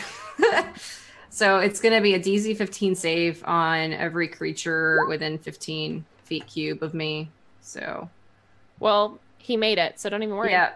So he takes half damage and doesn't move, and then the rest of the creatures. He takes 6 damage. Fail. Success. Fail. So 2 pass and 2 fail. Okay. They take how much? Half damage if they pass and they don't move. If they do fail, they move 10 feet back. Or 10 feet? Where is it? 10 feet. Yeah, 10 feet away. Oh, cool. So they get knocked nearby. Cool. Yeah, so they've pushed them. Like that. Only 2 get pushed, Eric. Only 2 of them. Oh, that's right. So okay. you're gonna have to decide which ones were which. These 2. Okay. Oh yeah. So it's close, but it's just nearby. Yeah. Yeah. So that's my action because I can't use my bonus action to heal. Okay. Fantastic. I have a question for you, Eric. Mm-hmm. This is my super move. Is there a place I could be near this area where I could catch these 3 guys in a 15-foot cone? There was, No, but then they moved. moved. Exactly. So no, you'll be able to catch That's 2 of them. fine. All right, so I'm going to Misty Step, which is a spell, and then I'm going to use my racial ability and pump a power surge into it, which is a war magic trait. And they will have to make a dexterity saving throw or take 22 points of fire damage. I think you mentioned fire. Well, rip. Yeah. All right, so this one dies. The second one takes half damage, right? But technically takes 4. Yeah. I mean, this one just took 44 to the face. Yes. But the second one explodes. Actually, this one was super damaged. Wow, actually, they both explode. Raijin, can you make 2 saves for me, please? Oh, Raijin has to make this one too? You're standing right next to him. Oh, right. You're making 2 dexterity saves for the exploding barrels. Hold on, I have 2 character sheets now. There we go. Oh, that was good that they moved away from me. I mean, one was really good, and one was pretty good. Actually, you know what? Yeah, we'll leave it like that. Then I'm going to use my move to essentially gap close with the one on the left and just be all up on his grill. So if you can being engaged, this one right here. Yeah, for sure. So it was essentially teleport, reach for the blaze, move, and be like, all right, let's do this. I take 11 damage. You take 11 damage. Yep. So you take the first die of the first one and both of the second. Okay. Gotcha. Cool. Yeah. Wait. You taking damage from 2 of them? They exploded. Yeah, both of them exploded. Correct. Yeah. Oh, okay. Yeah. So you are safe out of range of it. That's all my turn, pal. Who is currently engaged? Just Fujin and Casimir? No, this one's actually just nearby Casimir. And this one's also... Yeah, so it's just Fujin. Okay, just Fujin. Okay, dope. So Raijin is going to rush over to Fujin's aid and attack that one there. Where did all my stuff go? Okay, cool. So attack 1, attack 2, 6, 12 damage. Oh, yeah, nice. Oh, shit. Okay, this one's very close to death. Okay, and he is... that's it. That's what he does. He just bashes this thing. He runs in there and slashes away with his cutlass. Okay. Then Zarina's turn. All right. I'm going to, since this one is out of melee, right? Mm-hmm. Can I shoot at it? Yeah, definitely. Okay, I want to try and shoot at it. And that one still has my hunter's mark, I'm pretty sure. It got blasted around a little bit, but it should be the same one. All right, here we go. Well, the other one also lost it, so like you could just move it upon death anyways. So yeah. Even So if it didn't, you would. Yeah, here we go. 23. Oh yeah. All right. Yeah, being 12. There's first part of the damage. There's the second part of the damage. Oh, just one. But 9. Is this still alive? Okay. Yes, this one's hardly hurt. It's definitely still alive. Shoot. Okay, I'm gonna shoot it again. 16? You need a 12. Yes. Yep, B12. All right, and then... Whoa. Wow, nice. 18? Yeah, 18 with that second hit. Also super I rolled close to crit damage twice, guys. Yeah. That was awesome. Who looks hurt the most? I feel great. I'm probably hurt the most, but I don't feel it. Like I'm. Well, fine.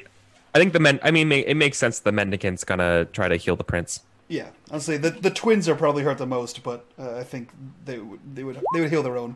For 6. I refuse. No, I'm just kidding. I rebuff her healing and her Wisdom saving throw to it. resist the lights. My pride the better. Yeah. I cast shield. Oh, I'm sorry. It's actually 8. I forgot they add extra shit because of life domain. It tops me off. Cool. Mendicant goes Fujin. Dope. Cool. So he is going to rapier this one in front of him. 16 hits. 11 damage plus sneak attack plus hex. So 21 damage on this guy right here. Yeah. Okay. Please. Yep. Okay. Saving throw time as it explodes. Yeah, so both of them will make a saving throw. So this is Yes. Fujin's saving throw, 21, and Raijin's saving throw, 16. Both of them succeed, so you both only take. You're just going to take 2d6 because it's half for both of them here. So you take 9. I take half And 9? then- No. That is half for both the rolls. I'm so confused. Sorry. Okay. One imagine I thing rolled. exploded. Yeah. Imagine I rolled two distinct 1d6s for the first. Oh wait. I'm sorry. One exploded. No. Yeah. Oh fuck. That's why. Yeah, so they take 4 damage Wow. each? I'm getting gone a little bit. I'm sorry about that. It's That okay. was sorry. It's okay. He's a gone They, girl. they, they take 4 points. I got you. Definitely take. Gone girl. My brain is small. At least somebody laughed at me for that one. Yeah. Thanks, Summer. Zarina, you're at range, right? With this, with the other one, I'm at ranged attack. I'm not melee. right? You're at ranged. Okay, cool. So Fujin is going to run between Zarina and the other one. All right, I'm gonna back up a little bit then, Yeah. just for the technicalities of it. So I'm engaged with this one here, Okay. and Yeah. that's where my hex is now as well. Okay.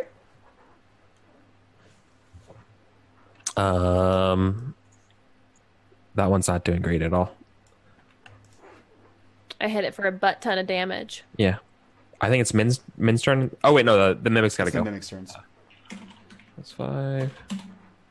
17 hits Who's it? for 5. Fujin. Okay.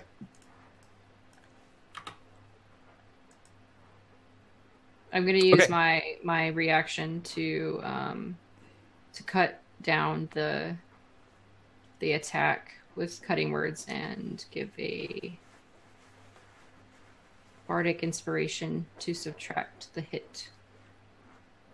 If that's okay. Oh, you to reduce the 17? Yes. Oh, cool. Okay. That definitely Wow. misses. That turns into a miss. Never mind. So you save the damage. Sweet. Yes. That's such a good move. That's such a cool ability. That is a cool ability. Yeah, it really is actually. It's from the Bard College too. It's pretty dope. Yeah, it's awesome. Good. Although now I'm almost out of bardic inspiration, so That's I hope okay. we don't get a random out of nowhere boss monster that we. Okay. Chad, if you want to donate for random boss monsters. No. No, Okay. Prince. I didn't go yet. Oh yeah. Oh wait, that's was your my reaction. That's your reaction. I'm sorry. My brain is dying. Makes it even better. Eric, It's made of dye. Dye. It's made of death. made of I'm- dye. So It's made of I'm- dye. I'm going to use minor discord on these guys to hopefully take them out. Actually, how hurt gooiness does the one by Fujin look? Mega gooey. Mega gooey. Mega Super good. mega Mega gooey. gooey. Super mega gooey to be precise, if we're using absolutely scientifically correct terminology. Okay. You know what? I'm gonna try to save Fujin from getting explosion damage because I'm assuming this might kill them. So I'm gonna use Thunder Wave one more time. And I'm going to do this at a level 3 cast. You have to do a DC 15. How is that- Consort, right? Oh, it rolled 2 1s. God damn it. Oh, Wow. that's the worst. Did you catch That's Shatter? the worst. And it makes a save. That's the worst. What? Does that hit? The worst. Does that hit Fujin too? Yeah, you have to do a DC 15 save. Yikes. But it would only take half damage, so it would take 4. Yeah, no. You take 8. Yep. Well, I take 12. 11. What? No. You cast 11. That. You cast 11. that at a higher level. That's with the higher level. 8 plus 3 is 3d8. It already rolled all 3 of the damage, and I rolled 2 1s. right, and you cast it at a higher level, which means you cast an additional d8. Shatter by itself is 3d8. See how It's it not says Shatter. This is Thunder Wave. I clicked on the spell you 2d8 normally. It's at a higher level. It's 3d8. right, but the spell you used just now is Shatter. It says it right there in chat. What? Shatter. It says Shatter. Yeah, it says it. I clicked the Thunder. I literally clicked it. It's right here. Yeah. I'm not even kidding you. I wasn't being argumentative. It Well, just says try it right again. in No, chat. we were just pointing. Yeah, that's just. I mean, it's literally the same minus the damage, so I guess it doesn't really matter. Okay, Yeah. so I take 8, It's 8 points literally of the damage. same DC 15 save. That's fine. I'll just take 8 points of damage then. Yikes. All right, come on. There's one left with like hardly any HP. It's 2. There's 2 left. One's on. Well, One's on Casimir. fuck that one. I already wrote off the one with like 15 HP left for dead. Okay. Fujin looks bad after that explosion. Okay. Prince. All right. So Homeboy is going to need to make a dexterity saving throw, the one in front of me. Okay. I'm going to pelt him with meteors, and I can chuck 2 at a time, and they do 2d6 each. So he has to save. The save is 14. I save twice. What's that? I have to save twice for both attacks, right? Or is it one? Or he can do 1. I can hit with 2 at a time. Well, it fails. Something another +6. I can add my wizard level into this, so he fails. So that'll be a total of 17. I have a power. But then it doubles, right? Because it's fire. Yes. So All 17 doubled to 34. Explodes. I flexed. Yes. I feel. You weren't close enough for it to do anything because it was near to you. Man. When it gets stars. Raijin. Me. Cool. Oh, then I'm gonna use my move, and I may not be able to get over there, but I'm just kind of walking over to that other one. Walk in casual. Yeah. All right. I am going to bash the shit out of this thing. Cool. So Raijin is going to Cutlass miss with a nat 1. Cutlass. Jesus crap. I'm gonna Inspiration. I'm gonna action surge and Cutlass again. There you go. That's Yeah. the right answer. Yeah. And then Cutlass again. For the record, chat, if you're just listening, he rolled a 1, a 4, a 12, and then a 2. That's I rolled 2 1s in a row, so I know that less feeling. than ideal. It's not Does great. 9 damage Alright. kill that thing? Just out of curiosity. No. 9 damage doesn't kill it? To this one total, Yeah. 9 will put it over the top. Then in that case, I'm going to use my bonus action to use my Shield Master and Shield Bash it. So this would be a contested roll to get this thing the hell away from us. He's like, I'm doing it. I'm getting rid of it. Yeah. Oh, cool. So that's a contested Failure roll. can't keep me down. You have disadvantage on strength checks. Oh, okay. So then let's roll another d20. I don't take the lowest. It takes 9, so it fails. Cool. So it gets pushed 5 feet away. Yeah. So let's just say for the purposes as we wrap up the session, then you push it off the ship, it explodes in the air. Cool. Aw. I like that. Dang it, I wanted to shoot it, Eric. Well, get wrecked. Gosh darn it. Okay. Okay, cool. So then we'll pick up next session with you guys heading over to see the Seventh Sister and all that stuff. And High fives all around. good work, everybody. New party. Dope. Good Oh hustle. my god. Oh, New, man. good hustle. That you had me there, Meta, for a second. That last shatter or the thunder wave almost killed Fujin. I kind of wish it did. Yeah, because Just Fujin is Just so- definitely not Raijin. Yeah, they are not the same. Yeah, Fujin cannot secretly take a Thunder Wave. hoping- He's secretly hoping that one of them will get killed off very soon, so he only has to play one character. Yeah. One of them you can Thundershock all day. The other one, very less so. Wait, which I one's will your... be perfectly honest. I definitely was I'm clicking Thunder. My they're right next to each other, so Yeah. I think my mouse just slipped up. Yeah. One of them. Who's your favorite brother? I don't have one yet. I haven't. Come I haven't. on. Well, that's the thing. So I played Raijin for 7 of the 10 episodes, right, or 8 of the 10 episodes, and so I've just built Fujin. I just had an idea of who he was the whole time. So I haven't really felt out who he is. Yeah. But See, if I didn't roll, Do you want to flip a 2-1. coin? No. Who your favorite is? Would Nope. 17 damage We'll have figure it killed you? Yeah. Right out. Damn. Yeah. All right. Yeah, one of them has a 6 for their con saves, the fighter. The other one has a 1, because he's not a fighter. All right. If I roll a 1, Raijin's your favorite. If I roll No, a that's 2, not how that works. Fujin's your favorite. You don't get to randomly roll for my favorite. Fujin! Raijin that way. God damn it. No, they're actually both made out of new classes, so they're both fun to play. Raijin is made from the Lost Notes of Xanathar's Lost Notes, and the other one is a Hexblade and a Swashbuckler. I did 2 different classes from Xanathar's. Yeah, so it's pretty cool. I like them both. They're fun. They're interesting concepts. Like I said, I usually multi-class all my characters. Cool, guys. That was episode 1 of season 2. We fought with each other the whole time, and then fought with monsters the rest of the time. Pretty Just normal. like every good anime. Just like every episode of Myth Dawn. It was a lot of build up, very little action. Yeah. It's true. Name of my Zex Dave. Yeah.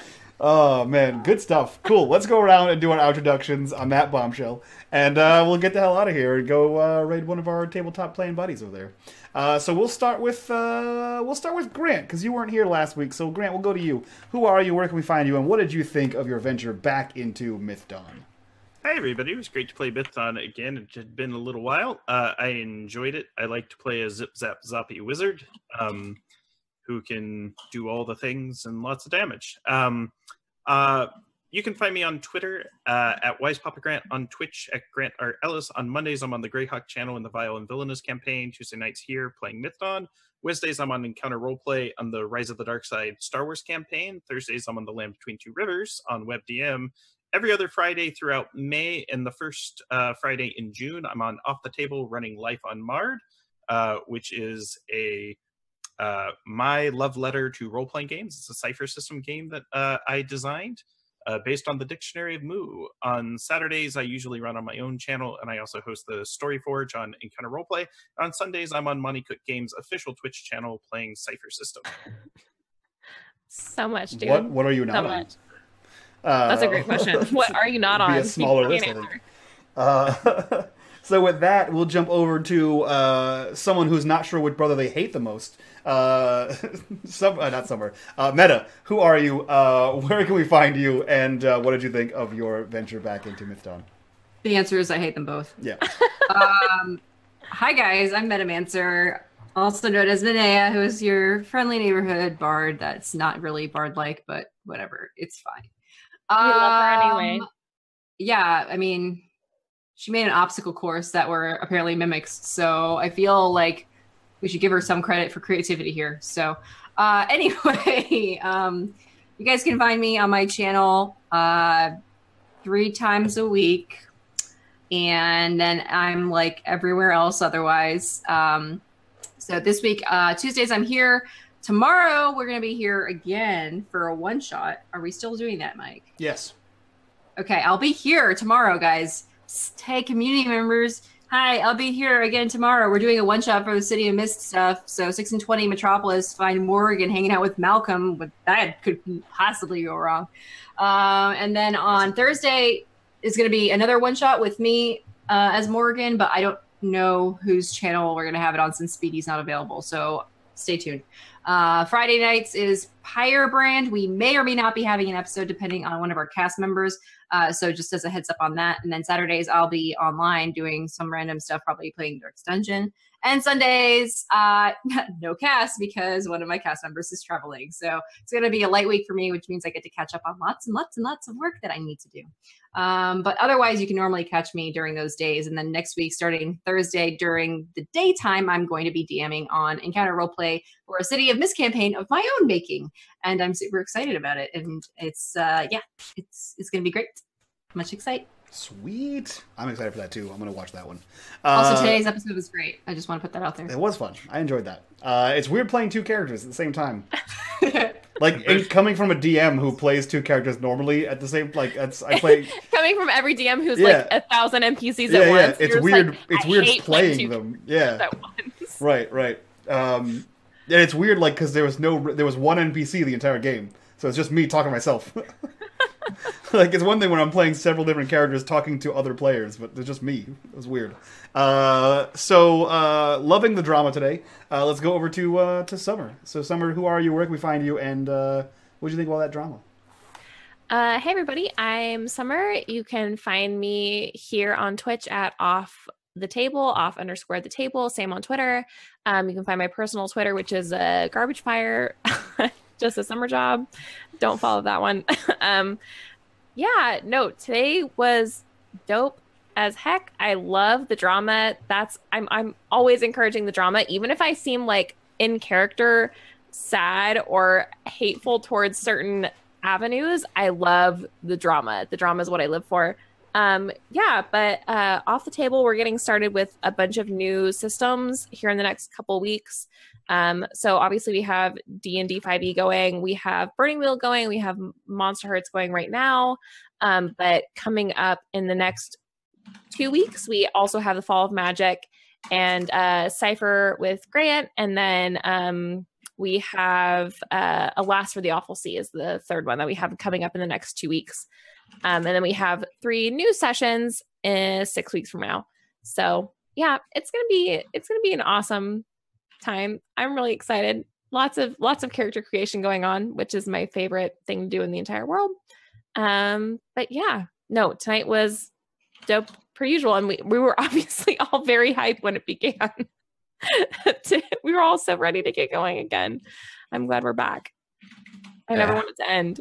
That's true, and we didn't have a super sad prompt to make us all sad at the beginning of the game. I know, but this was our first session with no prompt. No prompt. The real sadness was inside us the whole time. It's the whole time. The real sadness is when we had to talk about Cinderberry, and we're like, oh. And every time everybody brought up Cinderberry, we were like, but he's dead. You don't know he's dead. Yeah, I had it brought there, and then I was like, you know what? Fujin knows Cinderberry. Mike, I was like, you there it brought is. him up like 8 or 9 times. I did, because I was like, you know what? I was like, Cinderberry. Fujin is a relic hunter, so he's been all over the place. So of course, the one giant tree elephant in the middle of a desert, he'd know that. It's a pretty notable sign. I was like, I'm gonna have him know that guy. I hate it. Yeah, no, you loved it. That was great. So let's jump over to, last but not least, our wonderful DM here. Eric, who are you? Where can we find you? And what did you think of the jump back into Season 2 of Mythdawn here?